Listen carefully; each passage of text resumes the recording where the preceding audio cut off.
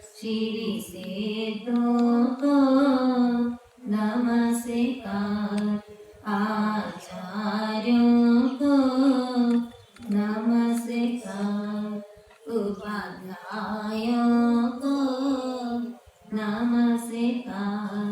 जग में जितने साधुगण हैं मैं सबको वंदूं बारी बारी। हरिहंतों को नमस्कार, श्री सिद्धों को नमस्कार। ऋषभ अजित संभव अभिनंदन, सुमति पद्म सुभाष जिन राय। चंद्र पुष्प शीतल श्रेयांस नमी, मासु पूज्य पूजित सुर। विमल अनंत धर्म जस उज्ज्वल, शांति कुंठु मलिमनाय। मुनि सूरत नमी नेमि पाश, प्रभु वर्धमान पद। चालीसों के चरण कमल में मेरा वंदन बार बार। हरिहंतों को नमस्कार, श्री सिद्धों को नमस्कार। जिसने राग द्वेष कामादि जीते सब जग जान लिया। सब जीवों को मोक्ष मार्ग का निष्प्रिय हो उपदेश दिया। बुद्ध वीर जिन हरिहर ब्रह्मा, या जिनेन्द्र या वो अवतार। सबके चरण कमल में मेरा वंदन होवे बार बार। हरिहंतों को नमस्कार, श्री सिद्धों को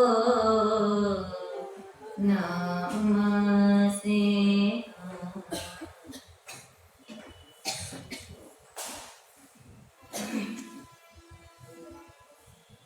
प्रभु ने राह दिखाई, अभी चलना है बाकी। प्रभु ने राह दिखाई, अभी चलना है बाकी। राही तुम भूल न जाना हो, राही तुम भूल न जाना। अभी मंजिल है बाकी। प्रभु ने राह दिखाई, अभी चलना है बाकी। नहीं दे दोष किसी को, यदि विपदा भी आए। किए जो कर्म मैंने, उदय वो आज आए। खेल कर्मों का समझे हो, खेल कर्मों का समझे। अभी बचना है बाकी। प्रभु ने राह दिखाई, अभी चलना है बाकी। राही तुम भूल न जाना हो,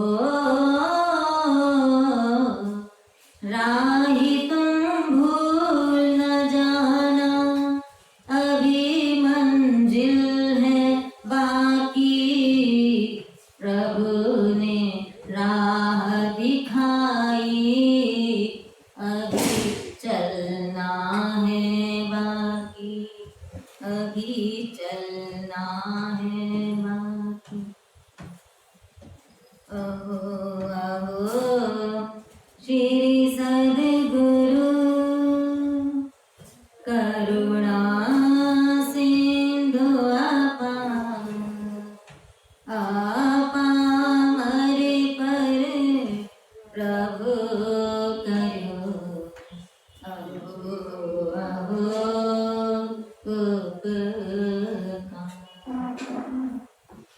परम प्रभु परमात्मा के चरणों में कोटिशा वंदन। परम पूज्य दादा गुरुदेवों के चरणों में वंदन। जय परम पूज्य चारों आचार्य भगवंतों के चरणों में वंदन। जैन कोकिला समता मूर्ति पूज्य गुरुवर्य विचक्षण श्री जी महाराज साहब के चरणों में वंदन। सरल मना वयोवृद्धा परम पूज्य श्री चंद्रकला श्री जी महाराज साहब के चरणों में वंदन। परम उपकारिणी परम श्रद्धेय गुरुवर्य मणि प्रभा श्री जी महाराज साहब के चरणों में कोटिशा वंदन। परम पूज्य विदुषी पूज्य श्री सुरेखा श्री जी महाराज साहब के चरणों में वंदन। उपस्थित समस्त श्री संत पर्वदिनाथ पर्यूषण पर्व के अंतर्गत आचार्य भद्र बाबू स्वामी विरचित श्री कल्प सूत्र जी की वाचना श्रवण की जाती है, जिसके अंतर्गत कल मध्याह्न में हमने आदिनाथ भगवान के पूर्व भवों का श्रवण किया। पार्श्वनाथ भगवान, नेमिनाथ भगवान का चरित्र और आदिनाथ भगवान के पूर्व भवों का चित्रण वर्णन हुआ। आज आदिनाथ भगवान का जीवन चरित्र प्रारंभ हो रहा है। तेनम कालिनम तेनम समयम उस्भेनम अर्हजाव सबम भाणियम। उस काल में, उस समय में, अर्थात चैत्र वदी अष्टमी के दिन 9 मास 7.5 दिन संपूर्ण होने पर उत्तराषाढ़ा नक्षत्र के अंदर चंद्र योग प्राप्त होने पर मरु देवी माता ने श्री ऋषभ पुत्र को जन्म दिया। वहां 56 दिक् कुमारियों का आना हुआ और शक्र आदि के द्वारा जन्माभिषेक महोत्सव हुआ। लेकिन जैसे श्री महावीर आदि के जन्म पर कैदी आदि को छुड़ाने की प्रवृत्ति हुई, दान आदि देने की प्रवृत्ति हुई, वह कार्य अभी नहीं हुए, क्योंकि उस समय ऐसा कोई व्यवहार नहीं था। मरुदेवी माता ने पहले स्वप्न में ऋषभ देखा था तथा दोनों जंगाओं की रोमराजी में ऋषभ के चिन्ह थे। इसीलिए नाभि कुलकर ने उन बालक का नाम क्या रख दिया? ऋषभ कुमार। भगवान देवभव से चौकर पधारे थे। उनका रूप लावण्य अनुपम था। इंद्रानियों और देवियों के वृंदों से लालन पालन किए जाते थे। ऐसे समय नाभि राजा ने जो सुनंदा और सुमंगला को ऋषभ कुमार के लिए सुरक्षित रखा हुआ था, वह ऋषभ देव स्वामी कुछ बड़े होने लगे। काले भंवर केश वाले, कमल दल जैसे नेत्रों वाले, लाल होठ वाले, इस प्रकार अत्यंत सुंदर श्री ऋषभ कुमार जब धीरे धीरे इधर उधर जाते हैं, बाल क्रीड़ा करते हैं, तब मरु देवी माता के हृदय में कौन सी उर्मियां उठती हैं? ऋषभ कन्हैया मोरा आंगना में रुम झुम खेले। ऋषभ कन्हैया मोरा आंगना में रुम झुम खेले। अखियन का तारा प्यारा आंगना में रुम झुम खेले। ऋषभ कन्हैया मोरा आंगना में रुम झुम खेले। माँ मरु देवी जब देखती है ऋषभ कुमार को, तब उस समय विचार करती है, हे पुत्र, तुम तो सारे देव देवियों को वल्लभ हो, सौभाग्य युक्त हो, देवांगनाएं तुम्हारा लालन पालन करती हैं। इंद्र द्वारा अंगूठे में संचारित अमृत का तुम पान करते हो। भगवान कुछ कम 1 वर्ष के हुए तब वंश की स्थापना के निमित्त इंद्र सेलड़ी का टुकड़ा लेकर के आए। यह देख करके ऋषभ कुमार घुटनों के बल चलते हुए इंद्र महाराज के पास पहुंचे और इक्षुखंड पकड़कर खड़े हो गए। इंद्र ने मन में सोचा कि प्रभु की साठा खाने की इच्छा है, अतः उन्होंने इक्ष्वाकु वंश का नाम स्थापन कर दिया। प्रभु के लिए देवकुरु उत्तर कुरुक्षेत्र से देवों द्वारा लाए हुए कल्प वृक्षों के फल का आहार होता था और इस प्रकार ऋषभ कुमार धीरे धीरे बड़े होने लगे। भगवान का अब विवाह समय निकट आ रहा है। उससे पहले अभी तक किसी भी प्रकार के विवाह आदि की परंपरा नहीं थी, क्योंकि उससे पहले युगलिक परंपरा चल रही थी। जब ऋषभ कुमार विवाह योग्य हुए तब 4 निकाय के देव देवियां एकत्रित हुए। सो धर्मेंद्र भी इंद्राणी सहित आए। वर पक्ष में इंद्र और कन्या पक्ष में इंद्राणी ने भाग लिया। सब जनों ने उत्सव पूर्वक विवाह का विधि विधान किया और सुनंदा और सुमंगला के साथ में विवाह होने के बाद 6 लाख पूर्व व्यतीत हो गए। सुमंगला से भरत और ब्राह्मी का युगल उत्पन्न हुआ और सुनंदा से बाहुबल और सुंदरी का युगल उत्पन्न हुआ। सुमंगला से 49 जोड़े प्राप्त हुए, मगर सुनंदा से मात्र एक ही जोड़ा पैदा हुआ। बाद में कोई संतान नहीं हुई। अब जैसे काल हीनातिहीन होने लगा, कल्प वृक्षों की महिमा कम होने लगी, युगलीय परस्पर लड़ाई करने लगे और उस समय में हकार, मकार और धिक्कार, इन 3 नीतियों का भी उन पर अब असर नहीं होता है और वे नाभि कुलकर के पास आते हैं, आप हमारा न्याय करो। नाभि कुलकर कहते हैं अब मैं तो वृद्ध हो गया, अब तुमको जाना है तो जाओ ऋषभ कुमार को कहो, वो तुम्हारा न्याय करेंगे। और जब वे ऋषभ कुमार के पास पहुंचे, ऋषभ कहने लगे कि राजा तो नाभि कुलकर हैं, नाभि पिता अभी कुलकर हैं, उन्हीं से न्याय की मांग करो। मैं राजा नहीं हूँ, मैं किस अधिकार से तुम्हें न्याय दे सकता हूँ।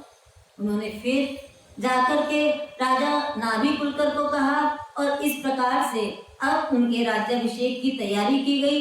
युगलियों ने राजा की आज्ञा ली और गंगा नदी के किनारे एक रेती का ढेर लगाया और उस पर ऋषभ कुमार को स्थापित किया, विराजमान किया। और अब राज्याभिषेक करने के लिए जल की आवश्यकता है, तो जल लेने के लिए नदी के किनारे गए और इतने में तो इंद्र महाराज का आसन कंपायमान हुआ और वे धरती पर आए।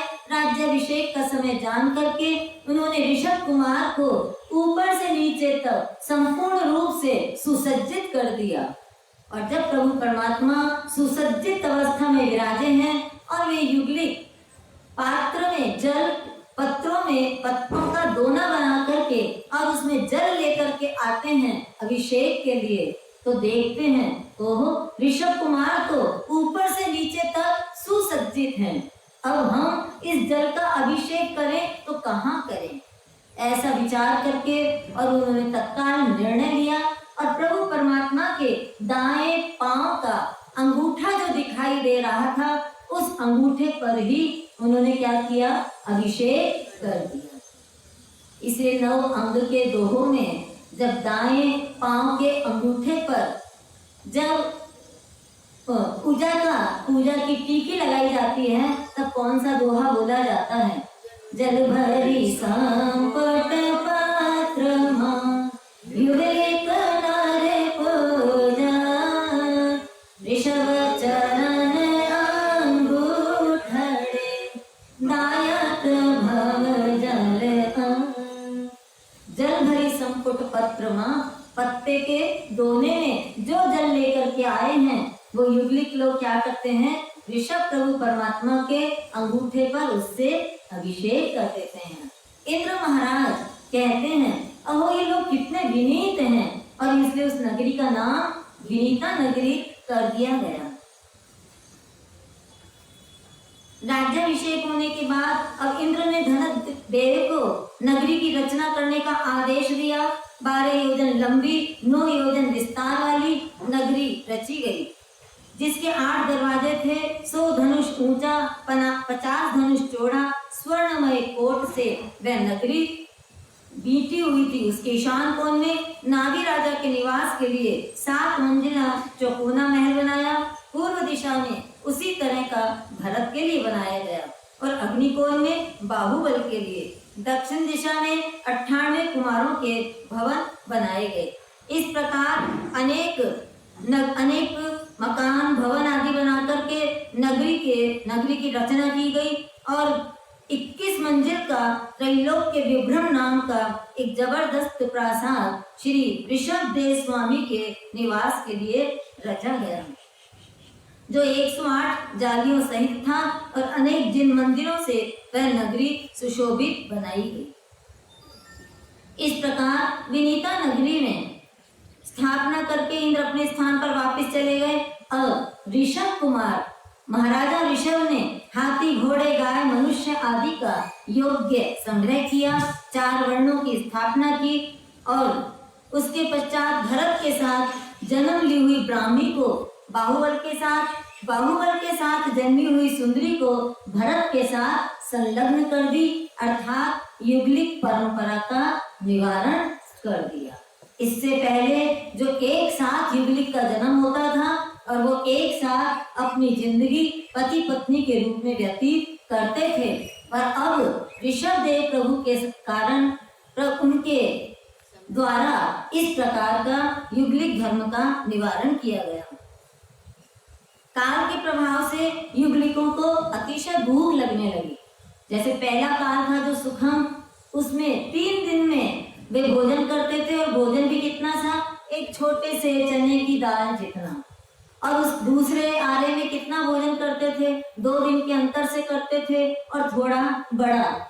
और उसके पश्चात तीसरे आरे में 1 दिन के अंतर से करते थे और फिर चौथे आरे में तो प्रारंभ हुआ। और अभी 5वें आरे में कितनी बार भोजन करते हैं अपन? जब चाहो तब, न दिन न रात। इस प्रकार से अब भूख लगने लगी ज्यादा और कल्प वृक्ष कम होने लग गए। तब वे लोग आपस में, जब उनके बीच में कलह होने लगा और राजा ऋषभ के पास में वे आते हैं, तब ऋषभदेव ने उन्हें कंद मूल फल पत्र आदि का आहार करने के लिए कहा। उनको वह पचता नहीं था। उस समय पहले चावल पैदा हुआ। ऋषभ राजा के पास में वे लाए, उन्होंने हाथ से मला और दाने निकाल करके युगलिकों को दे दिए। उन्होंने वो दाने खा लिए पर पेट दुखने लगा। तब वे आकर के ऋषभ राजा को कहते हैं कि अहो प्रभु, बहुत पेट दुख रहा है। तब ऋषभ कुमार उनके पेट पर हाथ फेर देते हैं और उनका दर्द समाप्त हो जाता है। इस तरह से कुछ समय व्यतीत हुआ।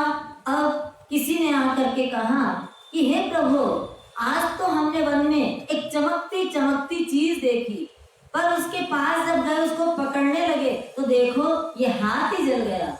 तब प्रभु समझ गए कि अब अग्नि पैदा हो गई, बादल अग्नि पैदा हो गई। यह जान करके उन्होंने उन सबको कहा कि देखो, वह जो अग्नि प्रकट हुई है, अब तुम उस अग्नि में कंद मूल आदि पका करके खाया करो, चावल आदि भी उसमें पकाकर खाया करो। वे चले गए और उसके बाद फिर वापस में आए और कहने लगे, भगवान, वो अग्नि तो हमसे भी ज्यादा भूखी है, हम जो भी उसमें डालते हैं वो सारा ही भस्म कर जाती है, वो सारे ही खा जाती है। अब ऋषभदेव उन सब युगलिकों के साथ में गंगा नदी के किनारे पहुंचे और वहां पे मिट्टी लेकर के और उन्होंने उनको पात्र बनाना सिखाया। और पात्र बन करके जब तैयार हुए, उनको सिखा करके और तपा करके पक्का करके और फिर उन्होंने पाक विद्या भी सिखा दी।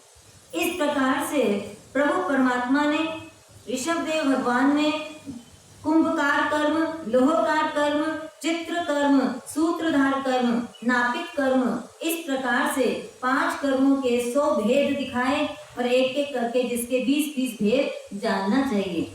इसी से भगवान का नाम प्रजापति भी बना।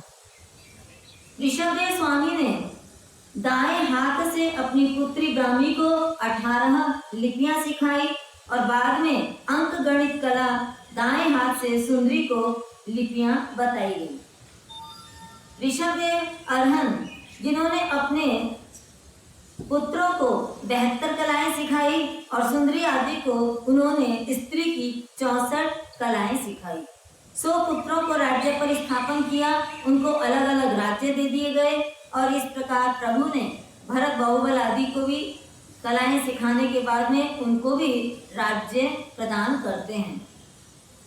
विनीता नगरी का भरत को राज्य दिया गया और तक्षशिला नगरी का राज्य बाहुबल को दिया गया। यहाँ कहा जाता है कि प्रभु के 5 नाम हैं। उन्हें ऋषभ कहा जाता है, प्रथम राजा, प्रथम भिक्षाचर, प्रथम जिन, प्रथम केवली और प्रथम तीर्थंकर। परमात्मा का अब दीक्षा समय आ रहा है। उस समय लोकांतिक देवों ने भगवान को दीक्षा का अवसर ज्ञापित किया। प्रभु ने भी समझकर दान दिया। ग्रीष्म काल के प्रथम मास के प्रथम पक्ष में अर्थात चैत्रवदी अष्टमी के दिन दूसरी प्रहर के बाद सुदर्शना नाम की शिविका में विराज करके देव और मनुष्यों के सहित प्रभु परमात्मा पालकी में विराजमान होकर के सिद्धार्थ वन में अशोक वृक्ष की छाया में पहुंचते हैं। वहां पर उतरकर वे लुंचन प्रारंभ करते हैं। 4 मुष्टि का लोच हो जाता है और 5वीं मुष्टि का लोच हो उससे पहले ही इंद्र महाराजा कहते हैं, हे प्रभु बस अब एक मुट्ठी का लोच तो आप रहने दीजिए, इन केशों को आप मत उखाड़िए, हमारा मन इन्हें देख करके अत्यंत प्रसन्न हो जाता है, प्रभु इतना तो रहने दीजिए। और इंद्र के निवेदन पर उन्होंने केवल 4 मुष्टि लोच किया और इसीलिए आज भी कई प्रतिमाएं जो ऋषभदेव भगवान की प्राप्त होती हैं उसमें पीछे बाल दिखाई देते हैं। दीक्षा के समय प्रभु ने 24 छठ तप किया, बेला किया और प्रभु के साथ में कितने राजा दीक्षित हुए? 4000 पुरुषों ने उत्तराषाढ़ नक्षत्र में उनके साथ दीक्षा ग्रहण की। दीक्षा समय इंद्र ने प्रभु के कंधे पर देवदुष्य वस्त्र डाला और भगवान को उस समय चौथा मन पर ज्ञान उत्पन्न हुआ। ऋषभदेव के साथ में वे 4000 मुनि भी विचरते हुए भिक्षा की गवेषणा करने लगे। पर 1 दिन बीत गया, 2 दिन बीत गया, 3 और 4 दिन बीत गए। दिन बीतते जा रहे हैं और प्रभु परमात्मा विचरण करते हैं, आहार के लिए पधारते हैं, किंतु बिना लिए वापस आ जाते हैं। और वे 4000 मुनि भी सोचते हैं, अरे ये कैसा दीक्षा जीवन है कि जहाँ आहार ही नहीं मिलता, तो इस प्रकार से कैसे रहा जा सकता है। और उन्होंने सोचा कि अब इस जीवन में रहना हमारे लिए तो संभव नहीं है। वे वहां से वन में चले गए, जंगल में चले गए, कंद मूल फल आदि खाने लगे और वहां आश्रम बना करके रहने लगे और इस प्रकार से तापस धर्म प्रारंभ हुआ। पर प्रभु परमात्मा अधीन मन होकर के छठ के पारने छठ बेला 2 दिन होने के बाद पारने के लिए गवेषणा के लिए निकलते हैं। नगरी के लोग विचार करते हैं कि प्रभु परमात्मा पधारते हैं पर कुछ लेते तो हैं ही नहीं। अब जैसे वे आते हैं सभी लोग उनसे कुछ लेने का आग्रह करते हैं, पर जो हमारे राजा रह चुके हैं अब उनके सामने क्या लेकर के जाएंगे। तो कोई उनके सामने हाथी लाता है, कोई घोड़े लाता है, कोई रत्नों का थाल लेकर के आता है। जैसा कि हम वर्षी तप के पारने में इन पंक्तियों को गाते हैं, कोई हाथी घोड़ा लावे, रत्न थाल कोई बहरावे, कोई कन्या भेंट चढ़ावे, प्रभु देख पाछा फिर जावे, 12 घड़ी अंतराय की कीनी, 12 मास भुगतान, जय जय आदिनाथ भगवान। जिस प्रकार से प्रभु परमात्मा जब जाते हैं तो कोई उनके लिए कुछ लेकर के आता है, कोई अपनी कन्या ही उनके सामने रख देता है, प्रभु इसे स्वीकार करो। पर कोई ये नहीं समझ पाता कि प्रभु परमात्मा किस लिए पधार रहे हैं। कभी कभी लगता है कि प्रभु परमात्मा ने पहले क्यों नहीं बता दिया सबको कि जब भी कभी कोई मुनि बने तो इस तरह से भिक्षा देनी चाहिए। पर प्रभु परमात्मा इस बात को जानते हैं कि यह परंपरा तो अनादिकाल से चली आ रही है, पर यहाँ नहीं मिलना आहार का ये कोई विशेष रूप से अंतराय कर्म का उदय चल रहा है। और वे उसी अधीन भाव से जब भी आहार नहीं मिलता अर्थात तप की वृद्धि हो गई, इस भाव के साथ वे आकर पुनः अपने कायोत्सर्ग आदि में स्थिर हो जाते हैं। ऋषभदेव स्वामी ग्रामानुग्राम विहार करते हुए आगे बढ़ रहे हैं और इस समय में बीच में नमी और विन्मी जो कि भगवान के पुत्रों की तरह ही थे, लेकिन जब भगवान ने राज्य के बंटवारे किए उस समय वे वहां पर नहीं थे और भगवान की दीक्षा के पश्चात उनका आगमन हुआ और वे प्रभु के आगे आगे चलते हैं, रास्ता साफ करते हैं, डांस मच्छर आदि से प्रभु की सुरक्षा करते हैं और प्रभु को रोज सुबह कहते हैं प्रभु राज्य प्रदान करो। और इस स्थिति को देखा इंद्र महाराज ने और उन्होंने उनको 48,000 पठित सिद्ध विद्या दी, 16 विद्या देवियों का आराधन दिया और वैताड़े पर्वत पर दक्षिण श्रेणी में स्थानपुर चक्रवाल आदि 50 नगर और उत्तर श्रेणी में गगन वल्लभ प्रमुख 60 नगर बना करके दिए। इस प्रकार से विद्या बल से लोगों को बसाया और उन राज्यों पर नमी विन्मी राज्य करने लगे। प्रभु परमात्मा विचरण करते करते हस्तिनापुर नगर के निकट पहुंच गए। अब हस्तिनापुर नगर में बाहुबली जी का जो शासन है वहां उनके पौत्र और सौम्य शाजा के पुत्र श्रेयांश कुमार को रात्रि में स्वप्न आया कि मैंने मेरू पर्वत जो मलिन हो गया है उसे दूध से प्रक्षाल करके मैंने निर्मल बना दिया। उसी रात को सौम्य शाजा को भी स्वप्न आया कि वैरियों से पराजित कोई सुभट श्रेयांश कुमार की सहायता से विजय को प्राप्त हुआ। और उसी रात्रि में नगर सेठ को भी स्वप्न आया कि गिरती हुई सूर्य किरणों को श्रेयांश कुमार ने अपने हाथ से सूर्य मंडल में फिर से लगा दिया। अब प्रातःकाल जब राज्यसभा में सभी एकत्रित हुए, सभी ने अपने अपने स्वप्न सुनाए, तब उस समय में सब कहने लगे ओह श्रेयांश कुमार को कोई विशेष लाभ होने वाला है। ऋषभदेव प्रभु आहार के लिए नगर में निकलते हैं और आहार की गवेषणा करते हुए जैसे वे आगे बढ़ते हैं, महल के निकट पहुंचते हैं, तब श्रेयांश कुमार अपने महल के गवाक्ष में बैठे हैं और प्रभु को देखने के साथ ही उनको जाति स्मरण ज्ञान उत्पन्न होता है। तब साधु की आहार दान विधि को जान करके वे भगवंत को निमंत्रण देते हैं और उसी समय आए हुए इक्षु रस के घड़ों से प्रभु को रस बहलाने लगते हैं। जब प्रभु को इक्षु रस बहलाते हैं तब उस समय में भगवान के हाथ में एक पानी पत्रिका लब्धि के कारण एक बिंदु भी नीचे न गिरे, इस प्रकार से उनके हाथ जुड़े हुए हैं और श्रेयांश कुमार 108 घट इक्षु रस का दान देते हैं। दान देने वाले कौन? प्रभु परमात्मा ऋषभदेव, जो कितने सुपात्र प्रथम तीर्थंकर, और दान देने वाला भी श्रेयांश कुमार। और दान जिसका दिया जा रहा है वो वस्तु भी कैसी है, अपने आप में उत्तम वस्तु है। और ऐसे इक्षु रस का वे दान देते हैं।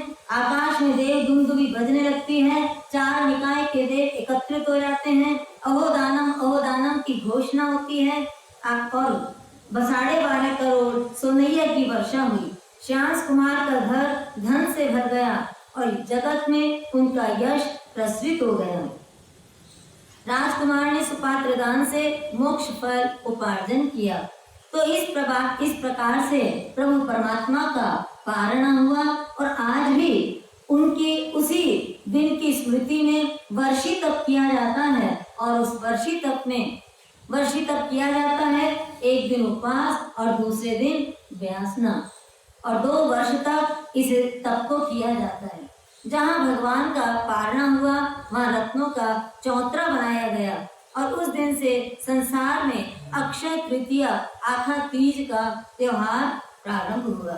इक्षुरस से किया पारणा आखा तीज महान, जय जय आदिनाथ भगवान, जय जय आदिनाथ भगवान। आज प्रभु तर पात्र बनाया, कुंवर से लड़ी रस बहराया। इस प्रकार से पारण होने के बाद में अब सब लोग श्रेयांश से पूछते हैं, कुमार हम तो आहार दान की विधि जानते ही नहीं थे और इसीलिए तो 400 दिन व्यतीत हो गए और हम प्रभु को आहार नहीं दे पाए, पर तुम्हें कैसे ज्ञात हुआ? तब श्रेयांश कुमार ने कहा कि प्रभु के साथ मेरा कई जन्मों का संबंध है, 8 जन्मों से हमारा संबंध है। पहले समय में भगवान जब ललितांग देव थे तब मैं स्वयं प्रभा देवी के रूप में था। जब भगवान वज्रजंग राजा हुए तब मैं उनकी श्रीमती रानी था। जब उस तीसरे भाव में हम दोनों युगलिक हुए, चौथे भाव में सुधर्म देवलोक में हम दोनों मित्र थे, 5वें में स्वामी वैद्य थे और मैं मित्र था, 6ठे में अच्युत देवलोक में हम दोनों मित्र थे, 7वें भाव में प्रभु वज्रनाभ चक्रवर्ती थे और मैं सारथी था, 8वें में प्रभु परमात्मा हुए और मैं श्रेयांश कुमार हुआ। परमात्मा का स्वरूप देखकर मुझे जाति स्मरण ज्ञान हुआ और इससे मुझे मालूम हुआ कि प्रभु आहार के लिए भ्रमण कर रहे हैं, इनको शुद्ध आहार देना चाहिए। और श्री ऋषभदेव स्वामी अब वहाँ से विहार करते हैं, ग्रामानुग्राम विचरण करते हुए एक बार उन्हें बाहुबल जी की राजधानी तक्षशिला नगरी में पधारते हैं। संध्या का समय है, बाहर उद्यान में वे कायोत्सर्ग में खड़े हो जाते हैं। अब उद्यान पालक आकर के बाहुबली जी को संदेश देता है। बाहुबली जी विचार करते हैं, प्रभु परमात्मा अभी तो पधारे हैं, अब प्रातः काल मैं पूरे अंतःपुर को और अपने मंत्रिमंडल आदि सभी को लेकर के, प्रजा के गणमान्य नागरिकों को लेकर के और मैं प्रभु परमात्मा के दर्शन वंदन के लिए जाऊंगा। प्रातः काल होते ही प्रभु परमात्मा वहां से विहार कर जाते हैं और इधर बाहुबली जी अपने अंतःपुर के साथ गणमान्य नागरिकों के साथ में वे वहां पर पधारते हैं। पर जैसे पहुंचते हैं देखते हैं कि आदिनाथ भगवान ने तो वहां से विहार कर दिया। यह देखते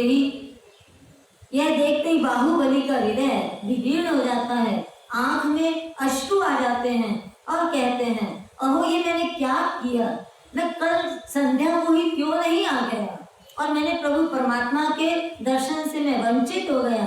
इस प्रकार उन्हें अत्यधिक खेद होता है और कान में उंगली डाल करके वो बहुत तेज स्वर में, ऊंचे स्वर में बाबा आदम कह करके आवाज देते हैं। लेकिन प्रभु परमात्मा तो काफी दूर विचरण करते करते जा चुके हैं। अब उसी स्थान पर जहाँ भगवान कायोत्सर्ग स्थान में खड़े थे, उस स्थान को बाहुबली वंदन करते हैं और वहाँ रत्नमय चबूतरा बना करके और प्रभु के चरण स्थापन करते हैं। ऋषभदेव स्वामी दीक्षा ग्रहण करने के पश्चात जब वहां से विहार कर गए तब उधर राजमहल में मरुदेवी माता की हालत क्या हो रही है। वो बार बार आदिश्वर भगवान को, ऋषभदेव को याद करती है और कहती है, बोल बोल आदिश्वर वाला ताई थारी मर्जी है कि मासूम बोल किसा देश में गयो वाले सर तुम बिन वनिता सुनिए बात कहो दिल खोल लाल क्यों बन गयो मुनि रे कि मासूम बोल बोल बोल आदिश्वर वाला ताई थारी मर्जी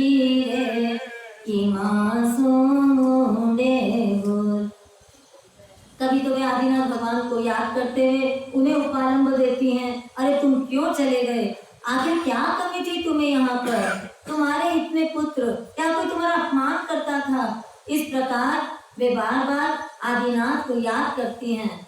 और कभी कभी वो भरत जी जैसे ही उनके पास आते हैं वंदन के लिए, तो अपना सारा भीतर का शोक दुख भरत जी के सामने उंडेल देती हैं और उनको कहती हैं, बार बार मोहे क्या तड़पाए, बार बार मोहे क्या तड़पाए, कहाँ है मेरा लाल, मेरा ऋषभ बिन हाल हुआ बेहाल। भरत जी कहते हैं, बार बार मैं क्या बतलाऊं, कहाँ है तेरा लाल, तीन लोक के नाथ बने हैं वो आज, राजपाट सब छोड़ गया वह जंगल में, जाओ भरत जी खबर ले आओ पल छिन में, रो रो कर ये नैन गवाए, रो रो कर ये नैन गवाए, हो गए सालों साल, मेरा ऋषभ बिन हाल हुआ बेहाल। कितना समय व्यतीत हो गया? 1000 वर्ष का समय व्यतीत हो रहा है। प्रभु की साधना परिपूर्णता की तरफ बढ़ चुकी है और प्रभु को केवल ज्ञान उत्पन्न होता है। शीतकाल के चौथे मास के 7वें पक्ष में फागुनवदी एकादशी के दिन दूसरे प्रहर में पुरीमताल नगर के बाहर शकटमुख उद्यान में बड़ के वृक्ष के नीचे चौविहार अट्ठम कब सहित उत्तराषाढ़ नक्षत्र में शुक्ल ध्यान ध्याते हुए प्रभु परमात्मा ऋषभ देव को केवल ज्ञान केवल दर्शन उत्पन्न हुआ। बोले आदिनाथ भगवान की जय। प्रभु के केवल और उसी समय भरत की आयुधशाला में चक्र रत्न उत्पन्न हुआ।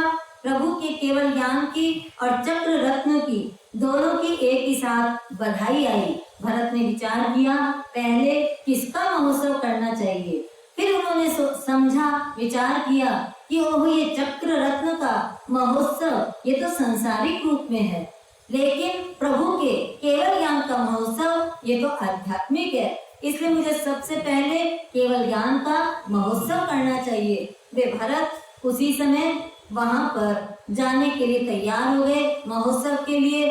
और उससे पहले मरु देवी माता के पास में आते हैं कि चलो माता जी जब चलो अब आपके पुत्र के हम दर्शन आपको करा देते हैं। मरु देवी माता बाट जोवता इतरे बधाई आई रे, आज ऋषभ जी उतरा बाग में सुन हर खाई रे, कि मासो मुड़े वो। भरत चक्रवर्ती कहते हैं माँ चलो आज मैं तुम्हारे पुत्र के दर्शन कराता हूँ। हाथी पर मरु देवी माता विराजमान है और भरत चक्रवर्ती हैं और अपनी दादी माँ को बड़े ही प्रेम से वो ले जा रहे हैं। साथ में उनकी चतुरंगिनी सेना है और सभी के साथ में बड़े ही आनंद महोत्सव के साथ चल रहे हैं। जैसे जैसे समोत्सव निकट आ रहा है, देवी देवताओं के द्वारा जो महोत्सव किया जा रहा है उसकी बड़ी ही मधुर ध्वनि आ रही है। मरु देवी माता कहती हैं कि बेटा ये आवाज कहाँ से आ रही है? माँ ये समोसरण से आ रही है, जहाँ आपके पुत्र राज्य सिंहासन जैसे उससे भी ऊंचे सिंहासन पर विराजमान हैं और उनके सामने देव देवी नाटक नृत्य कर रहे हैं। वो ऐसा है, मेरे बेटे का इतना अधिक वर्चस्व है, वैभव है, और मैं तो बेटे के लिए रोती रही, 1000 वर्ष तक रोती रही, पर बेटे ने कभी आकर के ये भी नहीं कहा कि माँ तुम क्यों रोती हो, मैं तो बहुत आनंद में हूँ। इतना भी नहीं कहा। वास्तव में ये सारा संसार कैसा है? स्वार्थी है। ये सारा संसार केवल कुछ संबंधों में बनता है, बिगड़ता है और बदल जाता है। अनित्य भावना का विचार करने लगी, यहाँ सब कुछ अनित्य है, सारे संबंध अनित्य हैं। और फिर वो चिंतन की गहराई में पहुंच गई कि शरीर भी अनित्य है और कर्म भी अनित्य हैं। ये राग द्वेष के भाव भी भले हम नित्य करते हैं, पर वास्तव में तो एक पर्याय बदल जाती है, तब दूसरी पर्याय आती है, अर्थात वो भी क्या है, अनित्य है। इस प्रकार के विचारों से बढ़ते हुए आगे भावों की उच्च श्रेणी पर आरोहण करते हुए मरु देवी माता ने हाथी के होदे पर ही केवल ज्ञान प्राप्त किया और केवल ज्ञान के साथ साथ वहीं पर आयुष्य पूर्ण होने के कारण वे निर्वाण पद को भी उन्होंने प्राप्त कर लिया। मरु देवी माता का शरीर देवों ने क्षीर सागर में बहा दिया और इंद्र महाराज भरत को बोध देकर के संवत्सरण में लाए, प्रभु को नमस्कार कराकर शोक को दूर किया। आदिनाथ भगवान ने 12 परिषदा के आगे धर्म देशना दी। पहली ही देशना में भरत के 500 पुत्र और 700 पौत्र बौद्ध को प्राप्त हुए। इस प्रकार 1200 कुमारों की दीक्षा हुई। पुंडरीक कुमार प्रथम गणधर हुए और इन कुमारों ने मरीचि ने भी दीक्षा ग्रहण की। ब्राह्मी ने भी बाहुबली जी को पूछा और उन्होंने उसे स्वीकार किया और ब्राह्मी ने भी दीक्षा ग्रहण की। अब सुंदरी जी भी पूछती हैं भरत जी को कि स्वामी मैं भी दीक्षा लेना चाहती हूँ, लेकिन भरत जी का मन तैयार नहीं हुआ। वे कहने लगे कि नहीं, मैं तुम्हें आज्ञा नहीं दे सकता। अभी मैं चक्र रत्न लेकर के 6 खंड की विजय के लिए जाऊंगा और उसके बाद जब स्त्री रत्न के रूप में मैं तुम्हें पट पर स्थापित करूंगा और 14 रत्नों में स्त्री रत्न के रूप में मेरे लिए तुम ही रहोगी। इस प्रकार कह करके उन्होंने इनकार कर दिया। भरत महाराजा को अपने चक्र रत्न के साथ अपनी दिग्विजयी सेना के साथ वहां से पधार गए षटखंड विजय के लिए। और इधर सुंदरी जी ने आयनबिल का तप प्रारंभ कर दिया इस भाव से कि जिस सौंदर्य पर भरत चक्रवर्ती को इतना मोह आ रहा है, अब मुझे इस सौंदर्य को ही नहीं रहने देना। आयनबिल का तप प्रारंभ हो गया। 60,000 वर्ष तक लगातार सुंदरी जी ने आयनबिल किए और 60,000 वर्ष बाद 6 खंड के विजय करके भरत चक्रवर्ती जब पधारते हैं, तब उस समय सुंदरी जी को देख करके उन्हें विश्वास ही नहीं होता ये सुंदरी है। वे आसपास सबसे पूछते हैं ये क्या हुआ, क्या सुंदरी जी को आहार भी व्यवस्थित नहीं मिला? तब पता लगता है वे तो 60,000 वर्ष से आयनबिल कर रही थी। तब भरत चक्रवर्ती क्षमा याचना करते हैं और उन्हें दीक्षा की स्वीकृति देते हैं। इधर भरत जी जैसे ही अब अपने उसमें आ गए, षटखंड का विजय हो गया और अपने नगर में आ चुके हैं, लेकिन उन्हें सेनापति कहते हैं अहो महाराजा, आपका चक्र रत्न अभी बाहर ही रुका हुआ है, वह अंदर प्रवेश नहीं कर रहा। क्यों नहीं कर रहा? अब कौन बाकी रह गया है? महामंत्री कहने लगे प्रभु मुझे नहीं कहना चाहिए, पर वास्तविकता यह है कि आपके सारे भाई अभी स्वाधीन हैं, स्वतंत्र हैं, आपके अधीन नहीं हैं, इसलिए आपकी विजय अधूरी है और चक्रवर्ती पद के लिए आपको उन्हें भी अपने अधीन करना अनिवार्य है। चक्रवर्ती भरत ने दूतों को भेजा और वो 98 पुत्र जो ऋषभदेव के थे, इनके भाई थे, जब उनके पास में संदेश गया कि चक्रवर्ती भरत की अधीनता स्वीकार करो, नहीं तो युद्ध के लिए तैयार हो जाओ, तो वे 98 भाई आदिनाथ प्रभु परमात्मा के पास पहुंच गए और जाकर के कहने लगे देखो प्रभु, आपने हमको राज्य दिया था और वो बड़ा भाई भरत हमसे राज्य छीनने की बात करता है। तब प्रभु परमात्मा ने उनका समाधान करते हुए कहा अहो ये राज्य क्या, तुम तो आत्म राज्य को प्राप्त करो, मोक्ष राज्य को प्राप्त करो और इस मनुष्य जीवन में इतनी ऊंची आराधना करो कि भावों की श्रेणी में तुम बढ़ते हुए उल्लास के साथ सारे कर्मों पर विजय प्राप्त करो। राजा उन सारे 98 राजा जो पुत्र थे ऋषभदेव जी के, उन्हें बोध की प्राप्ति हुई और उन्होंने वहीं पर जैन दीक्षा स्वीकार कर ली। एक बाहुबली जी रह गए। अब बाहुबली जी के पास में भी जब दूत आता है और कहता है कि या तो भरत चक्रवर्ती की अधीनता स्वीकार करो अथवा आप उनसे युद्ध करो। बाहुबली जी का बाहुबल कोई कम नहीं था। वे कहने लगे कि बड़ा भाई तो वैसे ही वंदनीय होता है, पूजनीय होता है। मैं उनके चरणों का स्पर्श करता हूँ और उनके चरणों में अपना मस्तक झुकाता हूँ, पर यदि वो जबरदस्ती मुझे झुकाना चाहते हो तो मैं झुकने के लिए तैयार नहीं हूँ।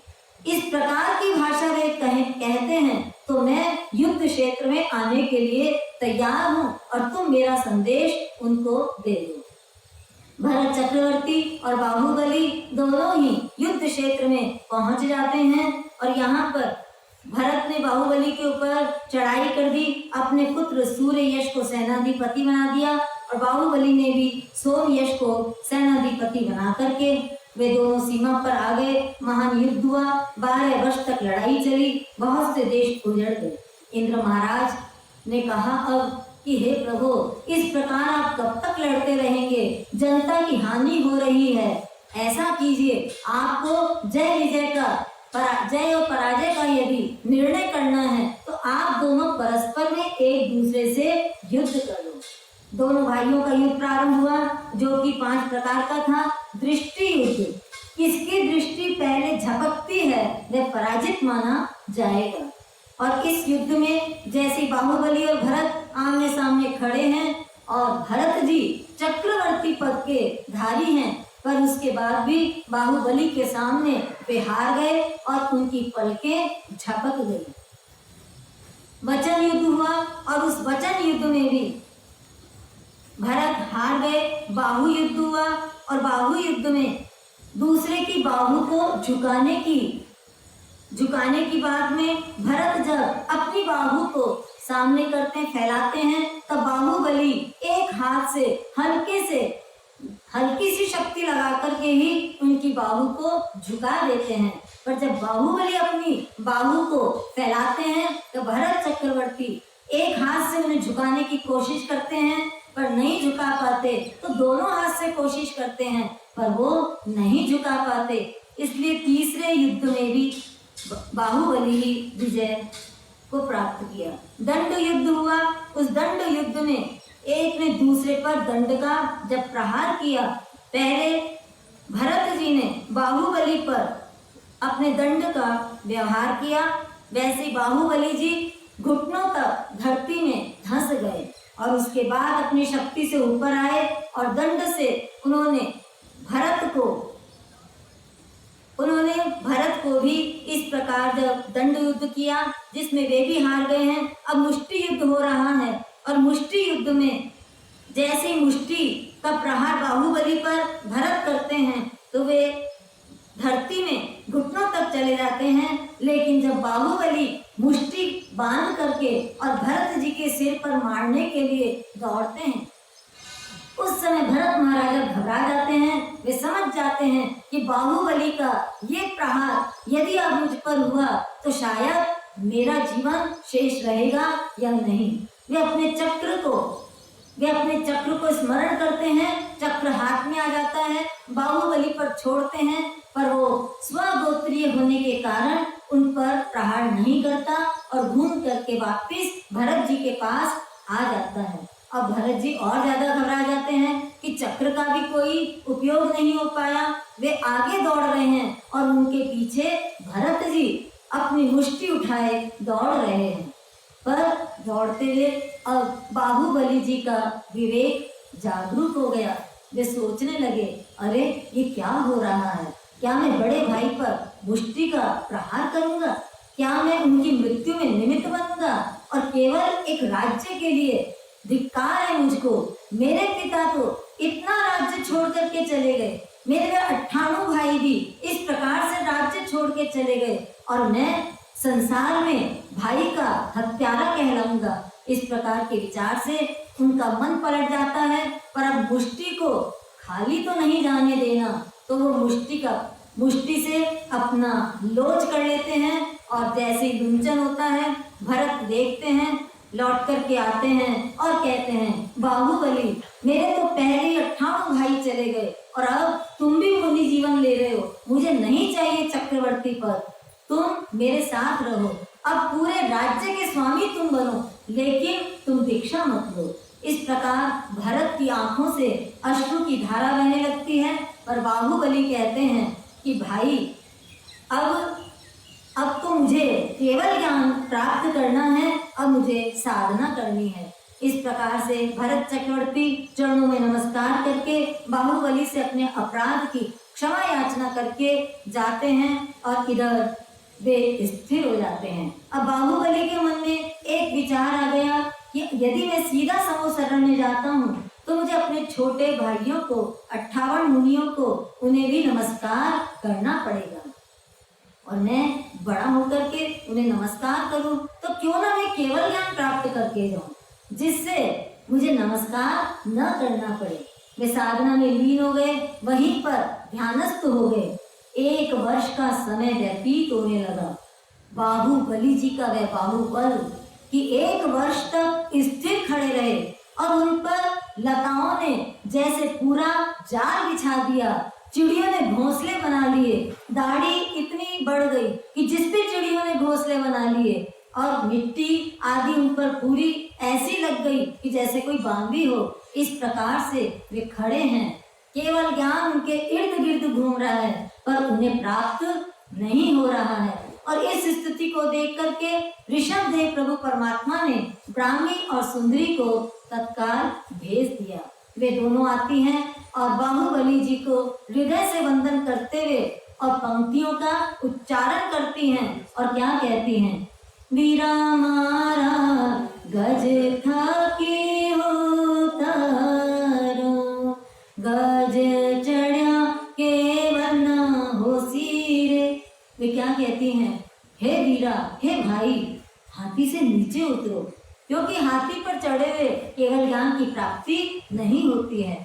बाहुबली जी विचार करते हैं, कौन सा हाथी, मैंने तो राज्य को छोड़ दिया, सब कुछ तो छोड़ दिया, यहाँ तक कि मेरे पास तो वस्त्र भी नहीं रहे, पर उसके बाद भी अब मैं कौन से हाथी पे चढ़ा हुआ हूँ। इस प्रकार का वे विचार करते करते उनको ध्यान आता है कि मैं अहंकार रूपी हाथी पर चढ़ा हुआ हूँ।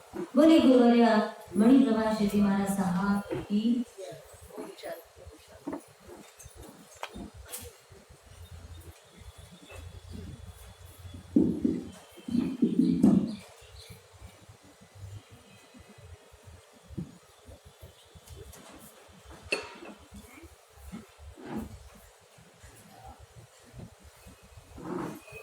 प्रभु परमात्मा देवत के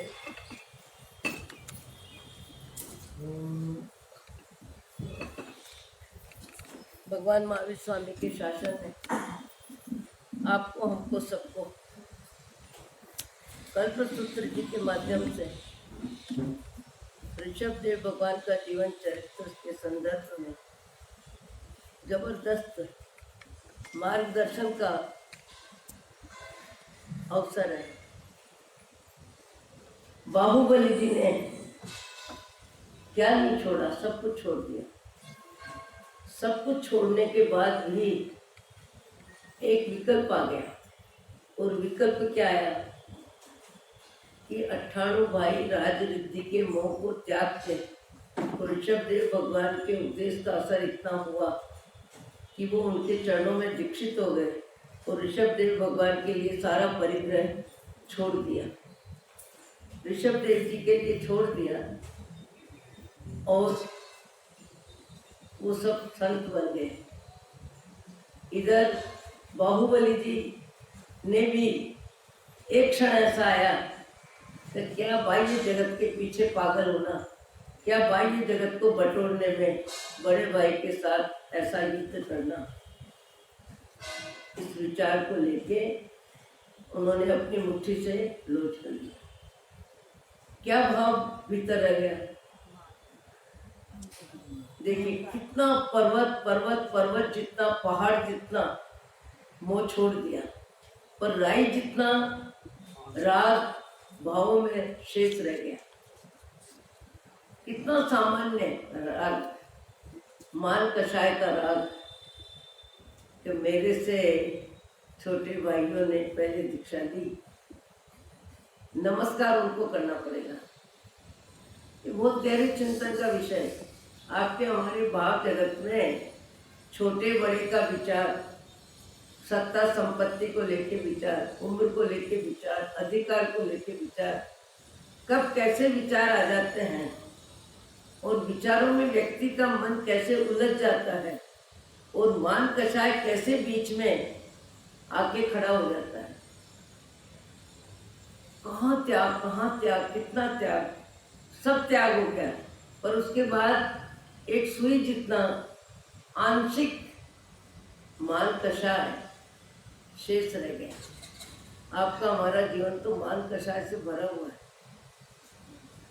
मान कषाय अपनी ख्याति को जितनी पसंद करता है, दूसरों की प्रसिद्धि में उतनी मानसिक रूप से परेशानी का अनुभव करता है, और वह अनुभव भी निकट के संबंधों में ही होता है।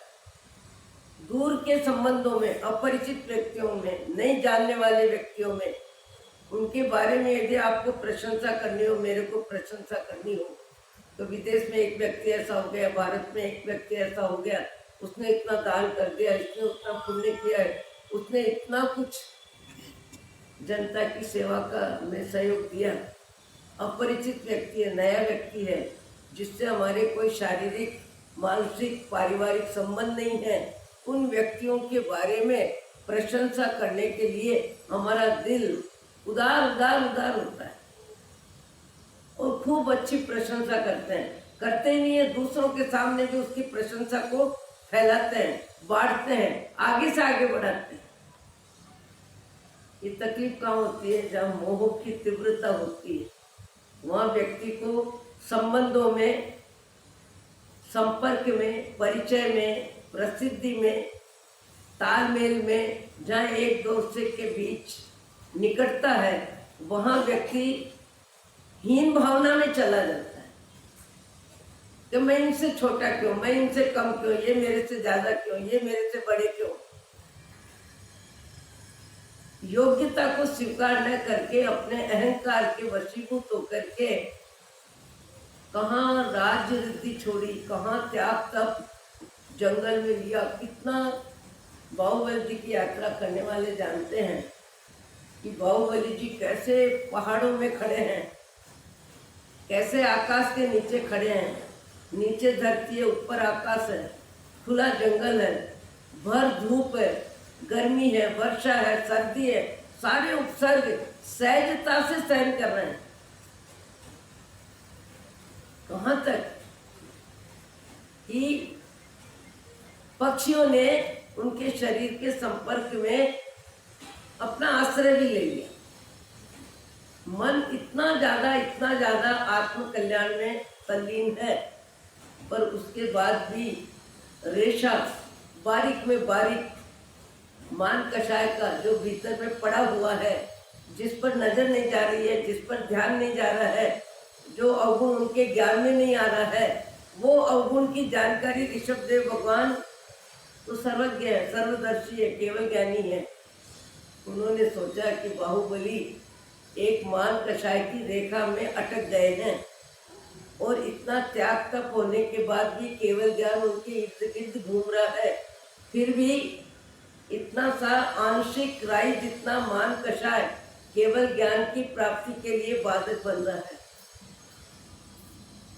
जो व्यक्ति जितनी ऊंचाई पे होता है, उसकी सामान्य भूल भी उतनी विशेष होती है।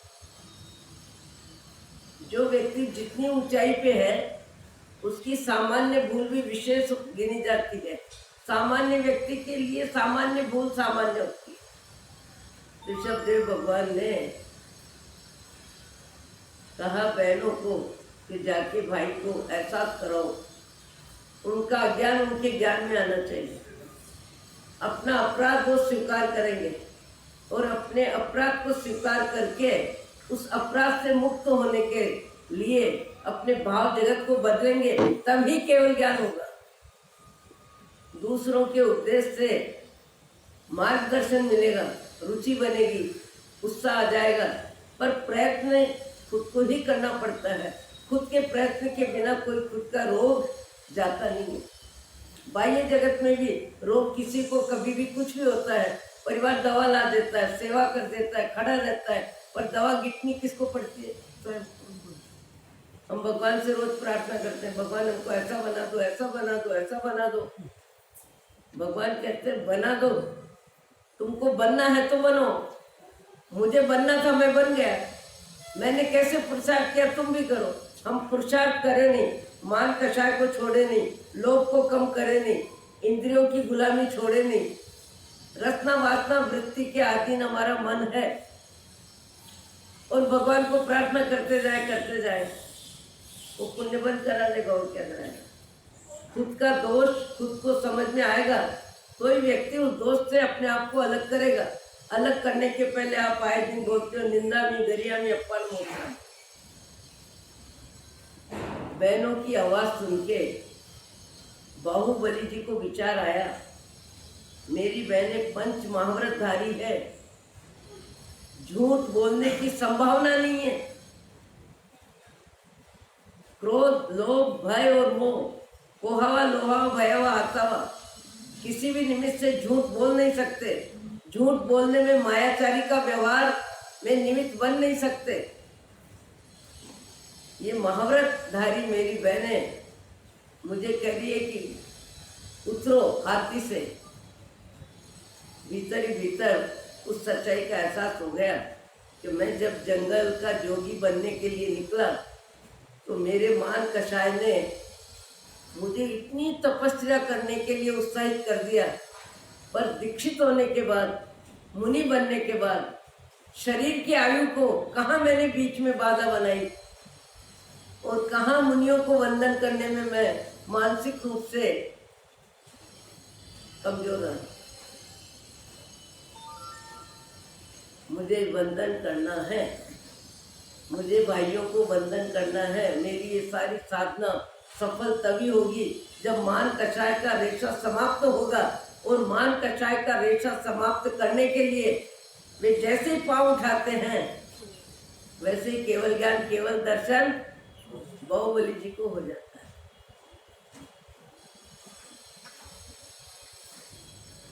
खुद की भूल शूल की तरह खुद को चुभेगी, तभी व्यक्ति अपने कल्याण के लिए अपने आप को तैयार करेगा।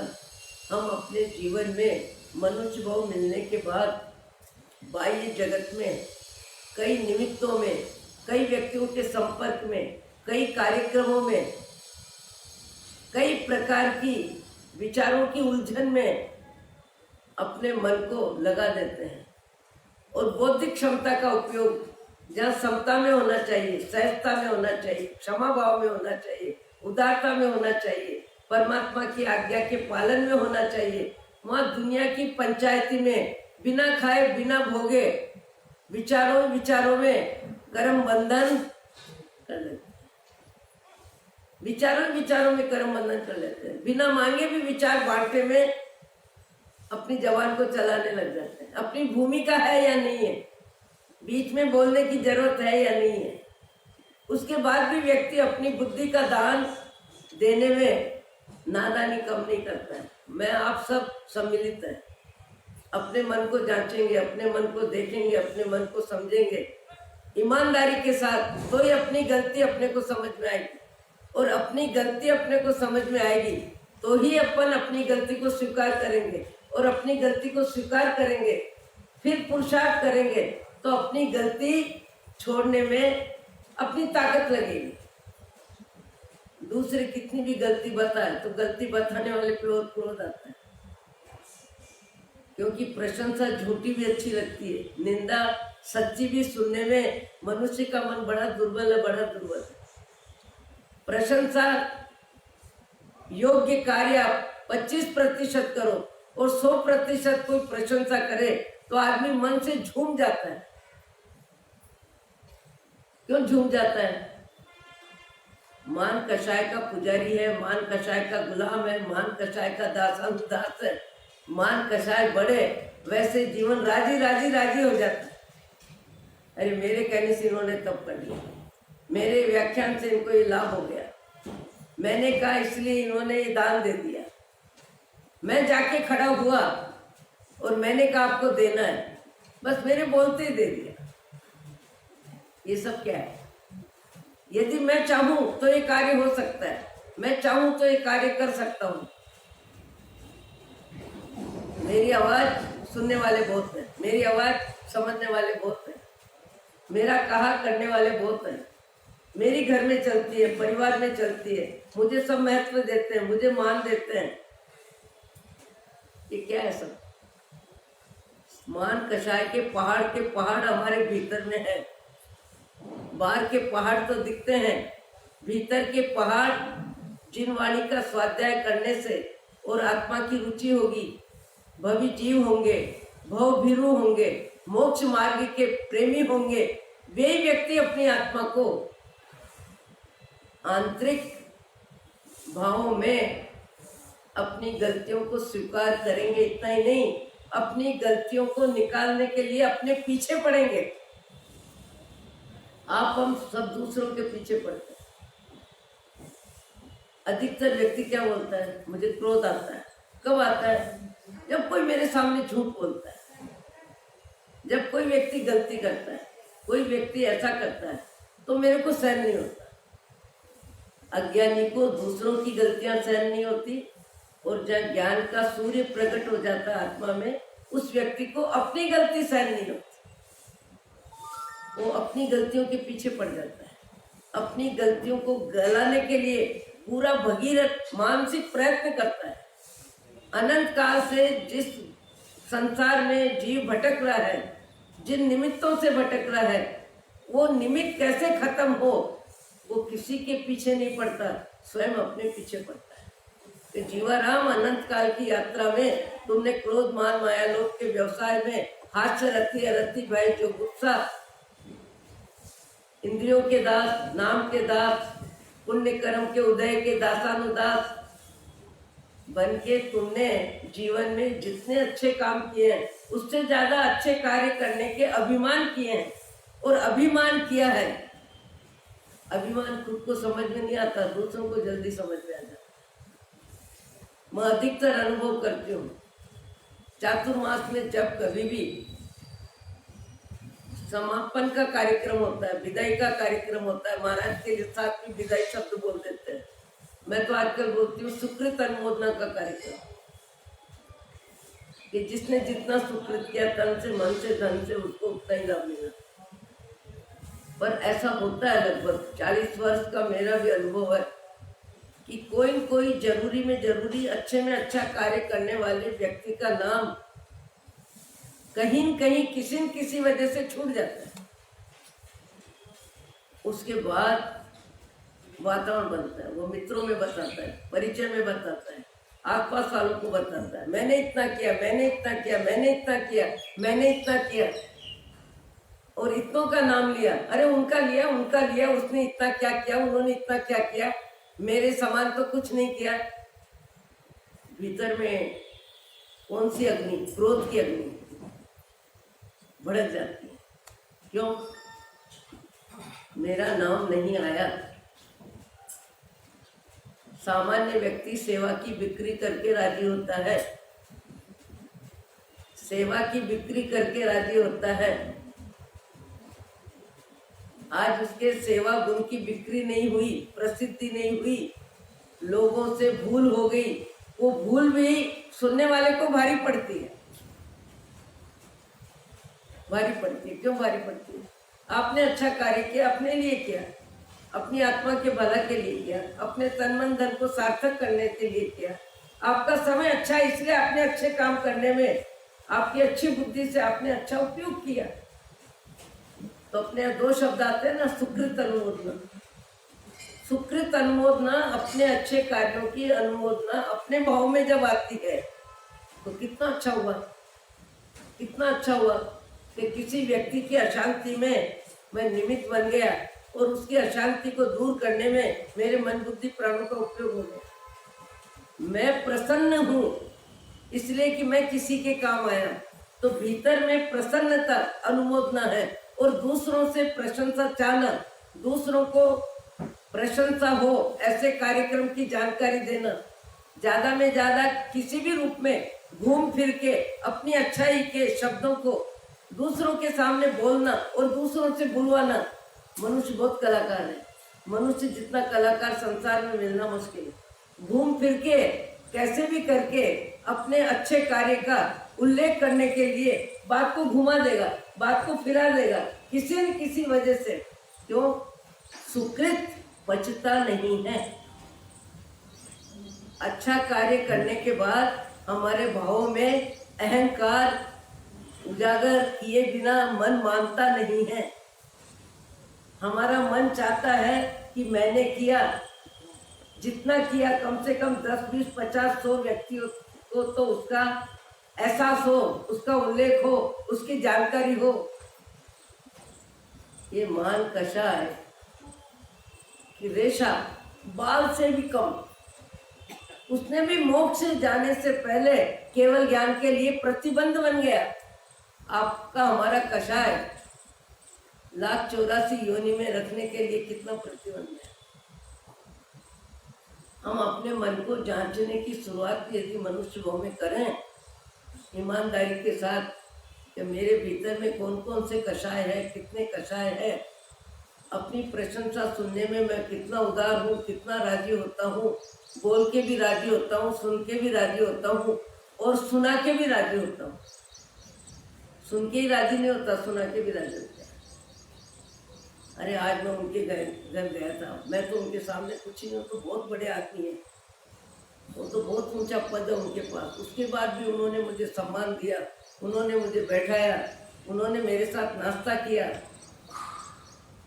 आपके शरीर की, मन की और मान कषाय की, पुण्य कर्म की जितनी ऊंचाई है उससे ऊंचा व्यक्ति यदि आपको सम्मान देता है, यदि माला पहनाता है, यदि आपको तिलक करता है, तो आप अपने आप को बाग बाग बाग मान लेते हो। और आप जितने ऊंचे हो और सामान्य व्यक्ति को खड़ा कर दे कि इनको तिलक कर दो, अरे इनसे क्या तिलक करना है। प्रसन्नता जितनी होनी चाहिए नहीं। भगवान की आज्ञा को अंगूठा बताना आसान है। एक व्यक्ति को मैंने पूछा कि आज आपने रात्रि भोजन किया? मैंने सुना है। अरे साहब करना पड़ा। क्यों करना पड़ा? अरे मेरे समधी बहुत बड़े, धन में बहुत बड़े हैं, पद में बहुत बड़े हैं, पैसे में बहुत बड़े हैं, उन्होंने मुझे इतना आग्रह किया, इतना आग्रह किया, तो मैं मजबूर हो गया कि इनका कहना न मानूं, ये कैसे संभव है। यानी वीतराग की आज्ञा से भी ज्यादा संपन्न व्यक्ति के विचारों का सम्मान हमारे हृदय में है। संपत्ति के हम गुलाम हैं और संपत्ति का सम्मान करें तो हमारा मान कषाय हमको क्या कर देता है भीतर ही भीतर। कौन से कषाय का बंद होता है? मान कषाय। हमने सुन सुन के खूब सुन लिया, खूब सुना दिया, खूब पढ़ लिया, खूब लिख लिया, पर हमारा ज्ञान ज्यों का त्यों पहाड़ की तरह खड़ा है भीतर। मेरे मन को मैं ही जानूं या जाने तो मेरे राम। अपने मन को जांचना आना चाहिए, अपने मन को समझना आना चाहिए, अपने मन का मान कषाय दूर हो, इसके लिए कुछ कार्यक्रम भी बनाने चाहिए। आज भी कई व्यक्ति इस कोशिश में लगे रहते हैं कि हमने अच्छा काम किया, कोई न बोले, कोई न सुने। एक व्यक्ति ने तो यहाँ तक भाव किया है, वो बहुत ऊंचाई पे है, फिर क्या भाव किया, मुझे आश्चर्य हुआ कि कैसा विकल्प आया कि भगवान मेरे जीवन में ऐसा समय आना चाहिए कि मैं जगत के जीवों के लिए अपने तन मन बुद्धि प्राणों का पूरा उपयोग करूं, पर मेरी प्रशंसा कोई न करे, मेरी अच्छाई कोई न बोले, मेरी अच्छाई कोई न जाने। ऐसा कैसे संभव है? पर उन्होंने उदाहरण कहाँ से घुमाया कि कोई भी महिला, कोई भी नारी जब संतान को जन्म देती है तो जन्म देती है उस समय आया उसको सहयोग करती है, पर सहयोग आया का उल्लेख कोई नहीं करता। जिसने जन्म दिया उसी की चर्चा होती है, आया की चर्चा नहीं होती, इसलिए आया की सेवा गुप्त रह जाती है। वैसे हे भगवान मेरी सेवा गुप्त रहे। बोलो कैसा भाव? वो भाव ही नहीं है, उस स्तर का जीवन बन चुका है और अभी परिपूर्ण वितरागता के लिए सारे कषायों को क्षीण करना पड़ेगा। आपकी हमारी जिंदगी में कषायों का लेखा जोखा करने की सद्बुद्धि भी आ जाए तो बहुत है। अभी व्याख्यान काफी है, दोपहर को 10:15 हुई है, 10:30 बजा दे। तुम कहो मेरे से तो नहीं। नहीं आप बोलिए, रह जाएगा आप बोलो। मैं क्या बोलूं, मैं खुद अवगुणों से भरी हुई हूँ, पर इतना समझ में आता है कि अवगुण छोड़ने लायक है, पर छोड़ना चाहिए, पर छोड़ने का पुरुषार्थ है। हम भगवान के सामने जितनी प्रार्थना करते हैं, भगवान मुझे ऐसा कर दो, भगवान मुझे ऐसा कर दो, भगवान मुझे ऐसा कर दो। एक द्रव्य दूसरे द्रव्य का करता नहीं। भगवान कहते हैं तुमने कर्म बांधे तुमको भुगतान करना है, मैंने कर्म बांधे मुझे भुगतान करना है। भगवान महावीर ने आत्मकथा के माध्यम से अपने जीवन को पूरी तरह से एकदम क्या किया, पूरी तरह से प्रकट कर दिया। आपके हमारे सामने तार तार खोल दिया कि देखो 27 भव की यात्रा, 27 भव की यात्रा। सम्यक दर्शन से भवों की गिनती होती है, आप सब जानते हो। और सम्यक दर्शन की प्राप्ति कब होती है? जब आत्मा को आत्मा का ज्ञान होता है। शरीर शरीर है, आत्मा आत्मा है। और आत्मा का आत्मा को जब ज्ञान होता है तब बाह्य जगत का राग, बाह्य जगत के प्रति द्वेष, खींच, झुंझलाहट, और चाहिए कि मानसिकता कम होती है। और आत्मज्ञान की प्राप्ति के बिना पुरुषार्थ में त्याग भी हो जाता है, तप भी हो जाता है, भक्ति भी हो जाता है, दान पुण्य भी हो जाता है, पर भावों में कषाय कृष्ण नहीं होता। कषाय की तीव्रता, पुण्य का उदय जितना ज्यादा बढ़ता है, कई जीव तो उतनी ही तिरंच गति नहीं, कई असंख्य भाव हल्के में हल्के प्रतिकूलता में जीने का पुरुषार्थ कर लेते हैं। केवल बाह्य जगत का आकर्षण उनको दर्द होता है, केवल बाह्य जगत का आकर्षण। और बाह्य जगत के आकर्षण में हम फैल हो जाते हैं, और बाह्य जगत एक क्षण में छूट जाता है, छोड़ना कम पड़ता है। एक क्षण में छूट जाता है, छोड़ना नहीं पड़ता, छोड़ने के भाव भी नहीं करते, छूट जाता है। ऋषभ देव भगवान कितना लंबा समय वर्षित तप किया कि वर्षित तप हुआ। आए दिन आहार के लिए जाते थे, पर अधीन मन सा वापिस आ जाते थे। कैसा? एक पशु को आहार की क्रिया में बाधक बने, और बाधक बनने में भी भाव क्या था? इसको मार पड़ेगी। आज हम देखते हैं कि कई जगह सब्जी मार्केट में पशु को पता है कि मार पड़ेगी, उसके बाद भी भूख की तीव्रता इतनी होती है कि वो सब्जी के आसपास जाने की हिम्मत करता है। तो कहाँ कहाँ पड़ा है कि मार से भी ज्यादा भूख जीव को ज्यादा सता है। अच्छे कार्य में हम कब किसके साथ विघ्न संतोषी बनते हैं, कब किसको रोकते हैं, कब किसको प्रोत्साहन देते हैं, कब किसको लिए क्या आलोचना निंदा कर देते हैं। अच्छे कार्य को पचाना समझदार व्यक्ति के लिए वैसे जरूरी है जैसे आपका हमारा पेट, लीवर व्यवस्थित होता है तो भोजन सुपाच्य होता है। भोजन सुपाच्य होता है तो आपका शरीर स्वस्थ रहता है। भोजन सुपाच्य कब होता है? जब पेट की क्रिया व्यवस्थित है। ऐसे ही शुभ कार्यों में जिसका तन मन धन जितना ज्यादा लगता है और उसकी डकार में मैंने किया नहीं आता है, तो समझ लेना चाहिए अच्छे कार्य करने के बाद अच्छे कार्य मैंने किए, ये पचाने की ताकत उसमें पैदा हो गई।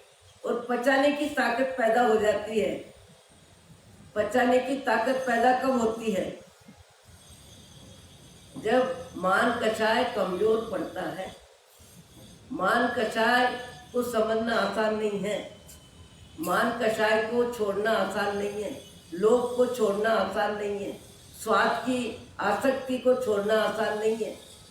स्वाद तब कितना भी करते हैं उसके बाद भी हमारी स्वाद की रुचि बनी रहती है। जब पचक खान ले लिए तो घर में कितने मेहमान आ जाए, कितनों को भोजन करा दो, कितना भी कार्यक्रम हो, आपका मन ठिकाने रहता है इसलिए कि मेरे आज पचक खान है। पर पचक खान जब समाप्त हो जाते हैं और खाने की क्रिया चालू होती है, उस समय हमारी जिह्वा इंद्रिय के स्वाद सब उपस्थित हो जाते हैं। ये भी चाहिए, ये भी चाहिए, ये भी चाहिए, ये भी चाहिए। जबकि अध्यात्म दृष्टि से तब का सही लाभ क्या? अस्वाद व्रत। अस्वाद व्रत, अस्वाद व्रत यानी आहार करते हुए स्वाद रुचि जिसकी समाप्त हो जाए। हम अपने मन को जांचें, थोड़ी शक्कर दे दो, थोड़ा नमक दे दो, थोड़े पापड़ में घी डाल दो, थोड़ी मेरे को उकाली बना दो, थोड़ी चाय बना दो। एकात्मा है, एकात्मा है तो क्या है, कल खाना नहीं है 12 बजे तक। तो जैसे पेट्रोल किसी को लंबी मुसाफरी करनी होती है तो पेट्रोल ज़्यादा में ज़्यादा वहाँ से भरा लेता है कि जहाँ से आगे लंबे समय तक पेट्रोल मिलने वाला नहीं है। कई व्यक्ति एकासन व्यासन में 1-1.5 घंटे का समय लगा देते हैं और कभी कभी कहीं कहीं तो घर के परिवार के समाज के लोग पुरस्कारी करने में थक जाते हैं। थक जाते हैं। क्यों थक जाते हैं? और चाहिए, और चाहिए, और चाहिए। क्यों चाहिए? कल की पूर्ति आज ही कर ले, कल की पूर्ति आज कर ले। ये लोभ कषाय तब के साथ भी हमें धर दबोचता है। स्वाद को लेकर के ये चाहिए, ये चाहिए, ये चाहिए, पुरस्ना अलग चीज है। मैंने दुर्ग में देखा एक महानुभाव 27 उपवास तक, मोहनलाल जी कोठारी, पूरे यात्रियों को भोजन कराने में उनकी स्वाद की व्यवस्था, दूसरों के दुर्गुणों पे ध्यान नहीं देता ज्ञानी। जो जिसको चाहिए, जैसा चाहिए, जितना चाहिए, सब व्यवस्था देते थे और स्वयं ने मासिक श्रवण किया। 27 दिन तक भक्ति करी और पारना मैंने उनका देखा कि मासिक श्रवण के पारने के दिन एकदम काफ़ी बारीक दलिया गेहूं का और आधा किलो दूध में उसको खूब सिजवा दिया। सवेरे 1 गिलास जितना 2 कटोरी पी लिया, 4 बजे पी लिया। व्यासना रोज किया, रोज व्यासना किया पारने में। और वो जो दलिया दिया दूध के साथ, उसको पचाने के लिए समय पेट को खूब मिल गया। एक बार 8 बजे लिया और एक बार 4 बजे लिया। मैं देखती रह गई, ये भी पारना है। स्वाद पे कितना कंट्रोल, खट्टा मीठा नमकीन, कितना कंट्रोल। हम बातें करते हैं और महापुरुषों के जीवन को सुना के उनके प्रकाश को प्रकाशित करते हैं, पर हमारे जीवन में तो अंधकार ही भरा हुआ है। हम बोलने के अधिकारी नहीं है, केवल बोलना एक पद्धति है, जवाबदारी है। पर अपना जगत, मेरा जगत भीतर में कैसा है ये ठीक से पता है। वर्षों के बरस बीत जाते हैं तब करते हुए, पर आहार में स्वाद रुचि कम नहीं होती। और कई व्यक्ति ऐसे भी हैं जो स्वाद को लेके मुंह नहीं खोलते, तप नहीं करते हैं भले, पर स्वाद को लेके मुंह नहीं खोलते। कई माताएं कई घर में कहते हैं कि महाराज हमारे यहाँ तो इनको कभी पूछो तो जवाब ही नहीं देते। और कई व्यक्ति जवाब इसलिए भी नहीं देते क्योंकि घर के सदस्यों में मोह भरपूर होता है, पत्नी है, माँ है, बहन है। मोह के संबंध में जहाँ तीव्रता होती है वहाँ व्यवस्था देने में उदारता कहाँ कम होती है? उदारता कम नहीं होती, सारी व्यवस्था मिलती है। मैंने कहा ना, एक महानुभाव ने कहा, मैं आहार लेने गई तो कहने लगे, महाराज आहार बनने आया, आप बहुत अच्छा है, हम भी भोजन कर रहे हैं, हमको तो जो मिलता है वही खा लेते हैं। मैंने कहा जो मिलता है वो खा लेते हो? मैंने कहा इतनी गप मत करो, मैंने कहा इतनी गप मत करो, आपका प्रबल पुण्य का उदय है। मोह की व्यवस्था देने में पत्नी, माता, बहन का योग है। आपको क्या चाहिए, कब चाहिए, कितना चाहिए, मोह उनको प्रेरित करता है। मोह से वो आपका ध्यान रखते हैं और सारी व्यवस्था जो चाहिए, जितनी चाहिए, जब चाहिए देते हैं। और उसके बाद आप ये कहते हो कि जो मिलता है खा लेता हूँ। मैंने कहा इससे बड़ी गप क्या है? इससे ज्यादा आत्मवंचना क्या है? इससे ज्यादा अपने मुंह मियाँ मिट्टू बनने की प्रवृत्ति क्या है? और पाप को प्रोत्साहन दे रहे हो, पाप की अनुमोदना कर रहे हो, इच्छा शक्ति के प्रति आत्मवंचना कर रहे हो। अरे गलती को गलती के रूप में स्वीकार तो करो। गलती को हम अच्छाई के रूप में स्वीकार करते हैं। आत्म प्रशंसा मिथ्या, मिथ्या आत्म प्रशंसा मायाचारी है। माया तिरेगी मनुष्य, माया तिरंज गति बेचती है। मायावी जीवन जब तक हमारा है, सम्यक दर्शन के लिए हम पात्र नहीं बनेंगे। सम्यक दर्शन के लिए पात्र कब बनेंगे? जब हमारा क्रोध, मान, माया लोभ कम होगा, मैत्री भाव का विस्तार होगा। पर गुणेशु प्रमोदम, दूसरों के अच्छे कार्यों की अनुमोदना दिल से होगी, व्यवहार से नहीं, मजबूरी में नहीं, लाचारी में नहीं, विवस्था में नहीं। क्या करे, बोलना पड़ता है। अति महत्वाकांक्षी व्यक्ति दूसरों की अच्छाई की प्रशंसा करने में बहुत कमजोर होता है, बहुत कमजोर होता है। उसके मुंह में दही जमता है। बोलना पड़ता है, बोलना चाहता नहीं। कल संवत्सरी पर्व है। उपवास तो जैन समाज में 100 में से 90 व्यक्ति तो करते होंगे। और यहाँ बैठे हैं शरीर की लाचारी से, शरीर की विवस्था से, जिसको भी खाना पड़े, शरीर का मोह, शरीर की जरूरत, जो भी करवा ले, अलग बात है। पर अट्ठाई करने वाले भी हैं। 2 साध्वी जी के 28, आज 7 का उपवास है।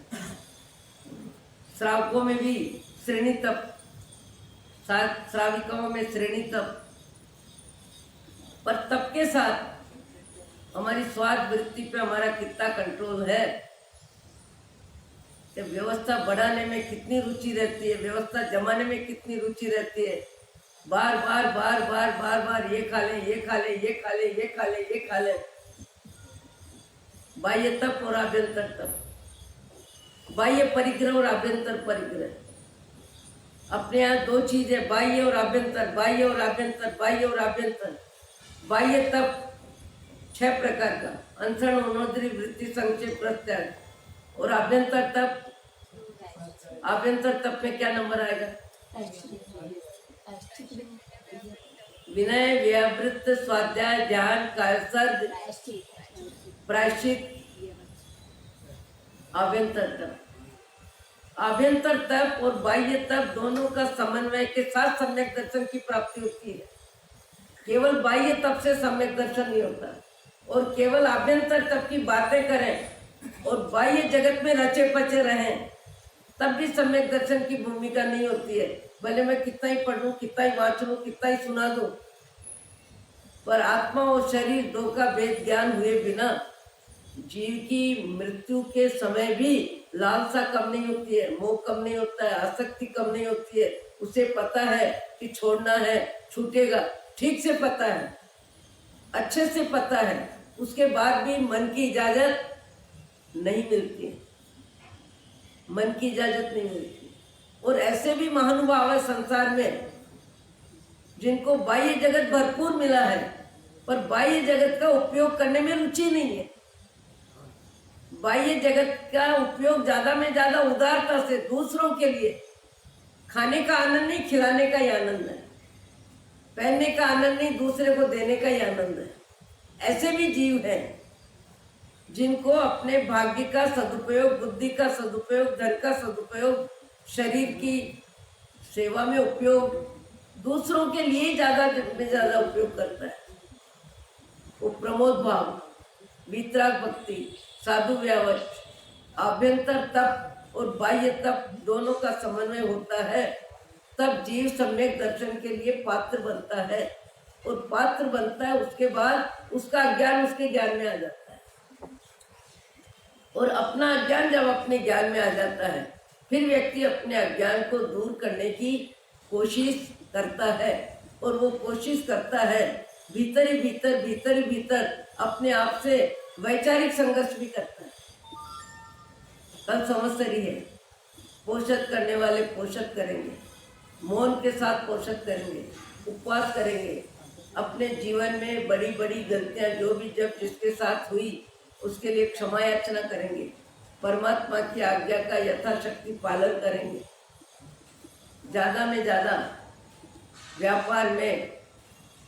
व्यापार से संबंधित लोक कषाय का त्याग करेंगे। कैसे?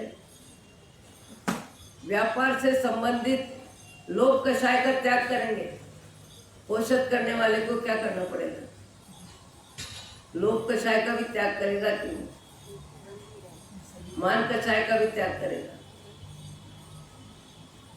आज संसार में लोक कषाय सबसे ज्यादा व्यक्ति को सम्मान भी दिलाता है, सेवा भी कराता है और गुप्त पाप भी करवाता है। एक श्रावक 14 का पोषक करते हैं, पक्का पोषक करते हैं, करोड़पति, और वही पोषक नहीं करते हैं, उनके साथ 60-70 व्यक्ति भी पोषक करते हैं। पर जैसे ही पोषक पूरा होता है, 8:30-9 बजे सीधे दुकान पे पहुंचते हैं, और दुकान पे पहुंच के दिन भर का लेखा जोखा सबसे लेते हैं। उससे पहले कोई कर्मचारी जा नहीं सकता है घर, पूरा लेखा जोखा लेते हैं। 10 ग्राम सोना कम हुआ तो कैसे हुआ, ग्राहक गया तो कैसे गया, आज इनकम कम कैसे हुई, सारा लेखा जोखा कौन ले रहा है? जो दिन भर पोषक में भगवान की आज्ञा के अनुसार आचरण का संकल्प करता है। मैंने उनसे कहा, जब आपने लोक कषाय का त्याग किया, पोषक किया, तो आज आपकी आमदनी का अधिकार आपका नहीं है। आज जितनी आमदनी है वो तो कर्मचारियों में बढ़ जानी चाहिए, क्योंकि पुरुषार्थ उनका है, लाभ उन्हीं को देना चाहिए। आपका लाभ का, आपका तो लोभ का, पाप का बंद होगा। पोषक करके आपने त्याग किया, त्याग के बाद भोग कैसा? जैन धर्म बहुत जीना है, जैन धर्म को जीना आसान नहीं है। जैन धर्म जीने के लिए योग्यता हो तो बहुत आसान है, जिसकी योग्यता है उसको बहुत आसान है। नहीं तो व्यक्ति को बाह्य जगत पकड़ता है और पकड़ के अकड़ता है, और अकड़ के अपनी नाम ख्याति में इसका बंद करता है। हम बहुत उदाहरण सुन लिए, कितना हचमचा देने वाला उदाहरण है। किसका? तपस्वी, जिसको मान कषाय सिर पे चढ़ रहा था कि मेरे दर्शन सबने किए कि नहीं किए। कितना भोजन करने का समय, कितना 20 मिनट, और देवगति में एरावण हाथी के रूप में इंद्र की सवारी बनने की प्रवृत्ति में समय कितना, मूलोड़ो थोड़ो वही ब्याजड़ो करो। आज भी कहीं कहीं ऐसे व्यक्ति है जो मान कषाय को छोड़ने में पूरी ताकत लगाते हैं, दान देते हैं, पर मैंने दिया आवाज मुंह से निकालते नहीं है, भाव में भी सोचते हैं अरे मैंने क्या दिया है, देने वाले बोलते हैं। मैंने बताया पहले भी, रतलाम में एक महिला जिसने मुझे कहा महाराज पचखान करा दो उपवास के। कितने उपवास? 18 उपवास एक साथ। मैंने कहा 18 उपवास एक साथ, मेरी तो हिम्मत नहीं है, मैं तब कर भी नहीं सकती हूँ, करती भी नहीं हूँ। तो मैंने कहा कैसे? बोले आप तो करा दो। मैंने कहा मेरी हिम्मत नहीं हो रही है 3-3 उपवास के पचक खान लेना, मैं बार बार करा दूंगी आपको।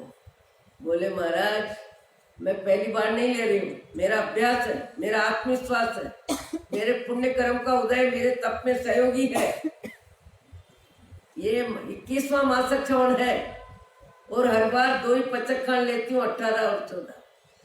वो तो ठीक, पर उसके बाद आज दिन तक समाज में जाके कभी तिलक नहीं कराया,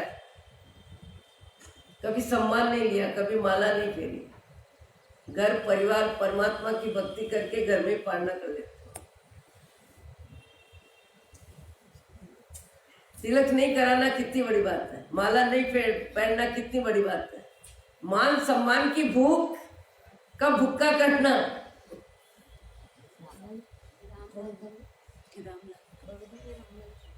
है? बड़ौदा के रामलाल जी का तो किस्सा बहुत गहरा है, बहुत गहरा है। किससे सुनाते ही जिंदगी बीतेगी कि खुद अपना जीवन भी किस्सा बनाएंगे। कई व्यक्ति किस्सा सुनाते नहीं है, अपनी जिंदगी को किस्सा बना देते हैं, अपनी जिंदगी को कथा बना देते हैं, जैसे अमरचंद जी नार ने बनाई। अपनी जिंदगी को कथा बना दी। आज भी कुछ एक व्यक्ति है जिनको कटु बोल दो, कठोर बोल दो, ऊंचा बोल दो, रूखा बोल दो, तीखा बोल दो, फिर भी उनकी आकृति और आवाज में काफी कुछ सौम्यता रहती। ये किसका अभ्यास है? समता का अभ्यास। गुणों को पहचाना, पैसे को पहचाना, प्रसिद्धि को पहचाना, नाम को पहचाना। भगवान का असली भक्त जो होता है वो उसकी पाचन शक्ति बढ़ती जाती है, चाहे आप हो, चाहे मैं हूं, चाहे कोई भी।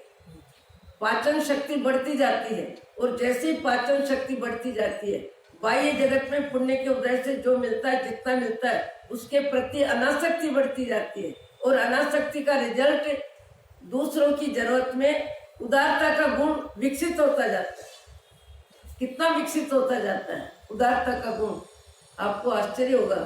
ऑस्ट्रेलिया में एक जैन वैष्णव जो भी भाई भारतीय थे वो वहाँ रहते थे और वहाँ भारत का कोई भी व्यक्ति जाए उनको बहुत भारत के नाम से आत्मीयता, और भारत का कोई भी व्यक्ति जाता है तो उससे मिलना, उसकी कुशल क्षेम पूछना, उसकी जरूरत की बात करना, उसको जरूरत हो तो सहयोग देना।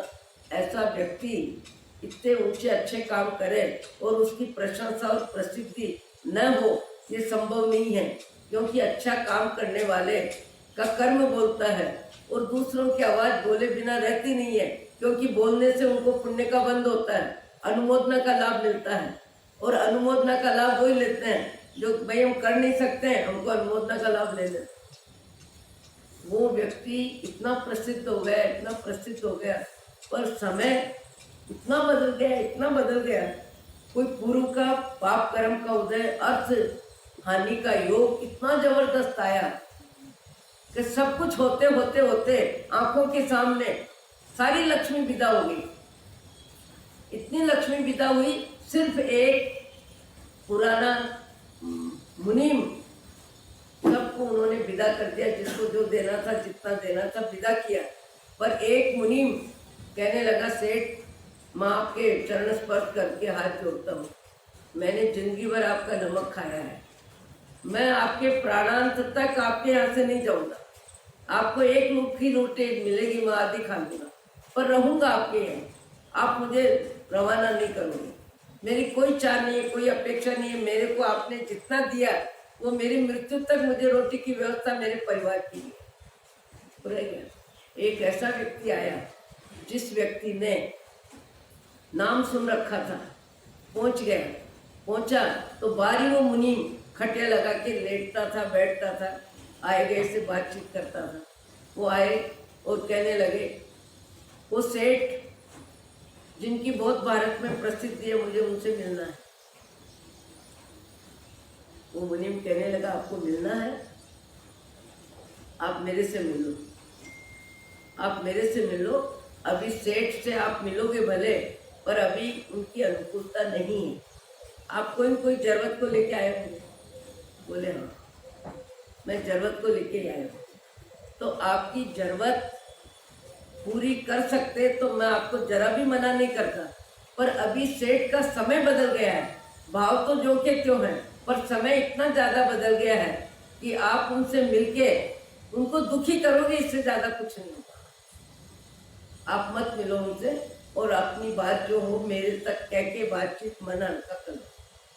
सेठ भीतर बैठे बैठे आवाज सुनते हैं और सुन के कहते हैं, मुनीम साहब कौन आया है? और जो आया है उसको अंदर आने के लिए मना क्यों कर रहे हो? आने दो, उसे आने दो। बोले, सेठ साहब मुझे मालूम है आप में दया इतनी है, आप में करुणा इतनी है, परोपकार की रुचि इतनी है। मैंने तो जिंदगी भर आपको देते हुए देखा है और मैंने दिया, कभी आप बोलते भी नहीं हो।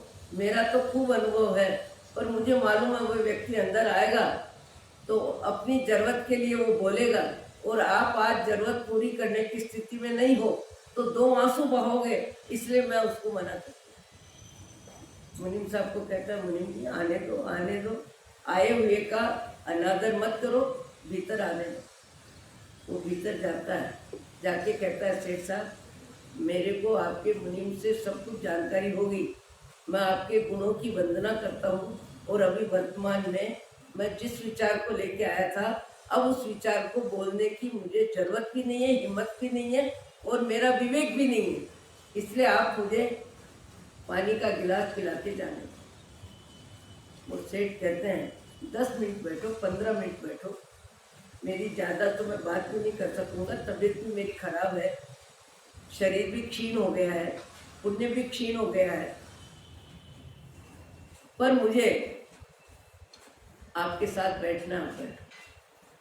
वो बैठाते हैं और भीतर पत्नी अकेली रोटी बना रही है और रोटी बनाने वाले पत्नी को जाके कहते हैं, सेठानी तुमने सदा ही मेरे अच्छे विचारों का स्वागत किया है, अच्छे विचारों में मुझे साथ दिया है, मेरी आज तुमसे एक और आखिरी इच्छा है और उस आखिरी इच्छा को तुम पूरी कर दो, ये मेरी मानसिकता है। क्या इच्छा है? तुम देख रही हो मेरा शरीर जर्जर हो रहा है, बीमारी बढ़ चुकी है, अब मेरा लंबा समय इस शरीर में टिकने का नहीं है और जिस रोज मैं इस शरीर से विदा होऊंगा उसके बाद 12 दिन के बाद तुम्हारा बोर और तुम्हारा ये कंठ का हार, मंगलसूत्र सब तुम उतारने वाले हो। तो 1 महीने के बाद जो स्वाद चिन्ह तुमको उतारना है वो मेरी इच्छा से आज उतार के मुझे दे दो, तो आए हुए व्यक्ति का मैं अपने भावों का लाभ ले लूं। पति बोलता जा रहा है और पत्नी की आंसू की धारा बह रही है और आंसू की धारा बहते हुए वो कह रही है कि मुझे आपकी इच्छा से ज्यादा कोई इसका महत्व नहीं है, आपकी इच्छा का सदा आपने पालन किया है। वो बोर भी उतारती है, नाक का भी उतारती है, गले का हार भी उतारती है और उतार के पति देव को कहती है, आप अपनी इच्छा को पूरी करो, यही मेरा आपके प्रति कर्तव्य है। वो व्यक्ति जाता है और जाके आने वाले व्यक्ति को कहता है कि मेरी अंतिम इच्छा, अंतिम भावना को पूरी होने दो, तुम विरोध मत करो, मना मत करो। मैंने जिंदगी भर देने का आनंद लिया है और उस आनंद से मुझे इस समय मेरा कर्म वंचित कर रहा है, पर फिर भी मेरी धर्म पत्नी का सहयोग है तो मैं आज इस इच्छा को पूरी कर रहा हूँ। लेने वाला कहता है कि मैं लूँ कैसे, मेरा रोम रोम मानसिक रूप से परेशान है, तो मैं आया ही क्यों यहाँ, मेरी आपकी बात ही नहीं होती, मैं चला जाता, मुनीम का कहना मान लेता। पत्नी कहती है, हे पतिदेव, तुम्हारी निष्प्रियता को, निर्लोभता को, अपरिग्रह रुचि को और परोपकार को और दूसरे की पीड़ा में मन को पानी पानी करने की जो तुम्हारी योग्यता है उसका मैं हृदय से सम्मान करती हूँ, प्रणाम करती हूँ और मुझे गौरव है इस बात का कि मुझे आप जैसे पति मिले कि मेरे जीवन में भी अच्छे सद्गुणों का विकास हुआ। ऐसे भी आज भी भारत में कहीं कहीं कभी कभी ऐसे व्यक्ति भी मिलते हैं जो कर्ज लेके भी दूसरों को दान देते हैं, कर्ज लेके दूसरों को दान देते हैं। समय हो चुका, 18 लाख दूसरों के लिए लेने वाला व्यक्ति, जिनको मैं जानती हूँ, मुझे चातुर्मास भी कराया है, पर नाम लेने का कोई मतलब नहीं, गांव बताने का कोई मतलब नहीं। पर किसी रोज संघ में जब वो नहीं जा रहे थे तो उनके भाई ने, भतीजे ने कहा, आप तो सदा संघ में जाते हो और आज क्यों नहीं जा रहे हो? साधर्मियों को स्टेशन पे टिफिन पहुंचाना, गर्म पानी पहुंचाना, सामायिक स्वाध्याय करना, साधु व्यवस्था में आगे से आगे 2-4 मित्रों को लेके आहार लेके जाना, प्रसिद्धि तो हो जाती है। तो आज संघ में क्यों नहीं जा रहे हो? बोले मैं नहीं जाऊंगा। बोले क्या बात है? कि जिनसे मैंने पैसा लिया है और अभी तक मैं पहुंचा नहीं सका हूं, वो शायद मेरे को पूछ ले। बोले क्या बात है? तो भाई को बताया कि ऐसे ऐसे अपनी समाज में व्यक्ति है जिनको 1 लाख रुपया 50,000 की जरूरत में कोई देने वाला नहीं है, क्योंकि वो जानते हैं कि देने के बाद वापस आने वाला नहीं है। तो ऐसे व्यक्तियों की जरूरत में मेरा मन पानी पानी हो जाता है और मैं अपने नाम से किसी को 1.5 लाख, किसी को 2 लाख, किसी को 25,000, किसी को 50,000, अभी तक 18 लाख का कर्ज मेरे नाम पर है। 18 लाख का कर्ज मेरे नाम पर है, इसलिए वो देने के बाद ही मैं मिलूंगा उन लोगों से। तब भाई ने, बेटे ने कहा, भाई ने कहा कि तुम्हारे ऊंचे विचार कितने भी अच्छे हैं, पर ये हिम्मत अभी तक आपने की, अच्छी बात है। आप 18 लाख रुपए लो दुकान से और जिसको देना है दे दो, और आगे के लिए 1 लाख रुपया महीना 1 तारीख को आपको परोपकार के लिए मिल जाएगा दुकान से। पर आप इतनी हिम्मत मत करना, कभी अपना समय अच्छा नहीं हो तो फिर आप कैसे दोगे? ऐसे व्यक्ति भी आज समाज में हैं। अच्छे व्यक्तियों का खजाना नहीं है, पर कोहिनूर हीरे कभी कभी कहीं कहीं देखने को मिल जाते हैं, और उनको देख के अपन अपने मन को जांचने में कुछ हद तक अपनी बुद्धि का उपयोग कर सकते हैं। ओम शांति, ओम शांति, ओम शांति। मैं तो बोलूंगी तो बोलती रहूंगी।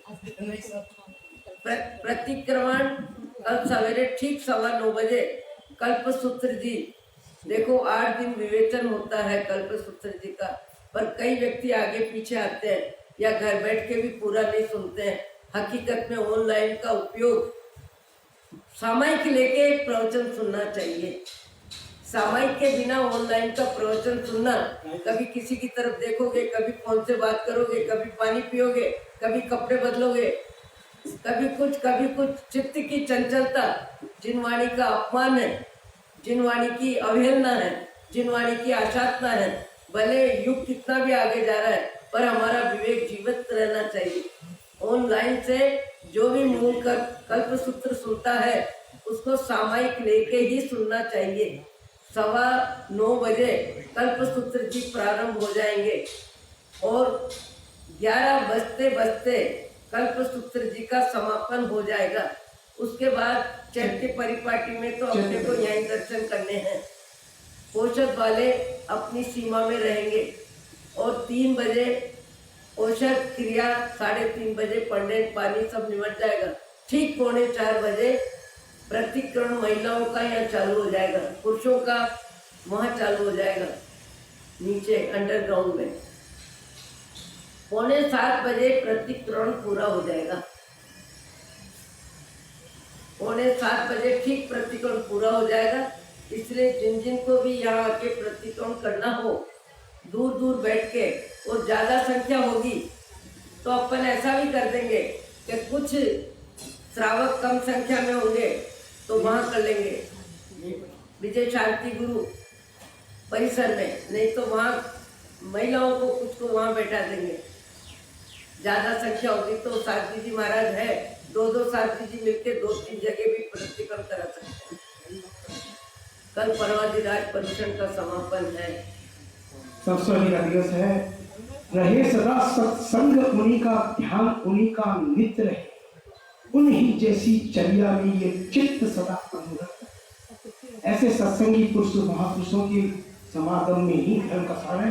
और बहुत सुंदर महत्ता के स्वरूप में जो वर्णन किया है, जो उल्लेख किया है, एक हृदय को मन किसी स्पर्शी से रूप से नेत्रों से बहती धाराओं के द्वारा विकारों से मुक्त होने के लिए 8 दिवसीय महापर्व का पर्व मनाया जाता है, जो संवत्सर का दिवस है। एक क्वेश्चन है साहब, समस्या में आप उसका उत्तर आपसे चाहता हूँ। कल्पसूत्र के वाचन के बीच का एक प्रश्न है साहब, आपका कल्पसूत्र वाचन चला, बहुत सुंदर चला। आपने चारों महापुरुषों के चरित्र गुणों को और उनकी सारी व्याख्या की थी। आपने कहा इसमें ये एक उल्लेख आता है कि महावीर के पूर्व पार्श्वनाथ 300 वर्ष का बीच का दायरा हुआ, उसके बाद नेमिनाथ का 80,000 वर्ष का दायरा, ऐसा बताते हैं। मेरा एक क्वेश्चन था जी महाराज साहब, मेरा ख्याल है एक दिन प्रश्नोत्तर का कार्यक्रम रख देना। नहीं, खाली मैं एक इसमें क्वेश्चन जानूंगी। ऐसे ही आदिनाथ भगवान और महावीर के बीच में आता है कि 100 करोड़ सैकड़ों कम या इतने वर्ष का गैप में, तो सैकड़ों कम एक कितने का होता है, ये बस खाली ठीक है। चलिए कोई बात नहीं, मेरे को चिंतन करा था 2 दिन से आपकी सुन के, उसके बाद लगा कि क्या इसमें है। चलिए कोई बात नहीं, धन्यवाद आप सबको। जैन से ताला करता है, आपका हार्दिक अनुमोदन करता है।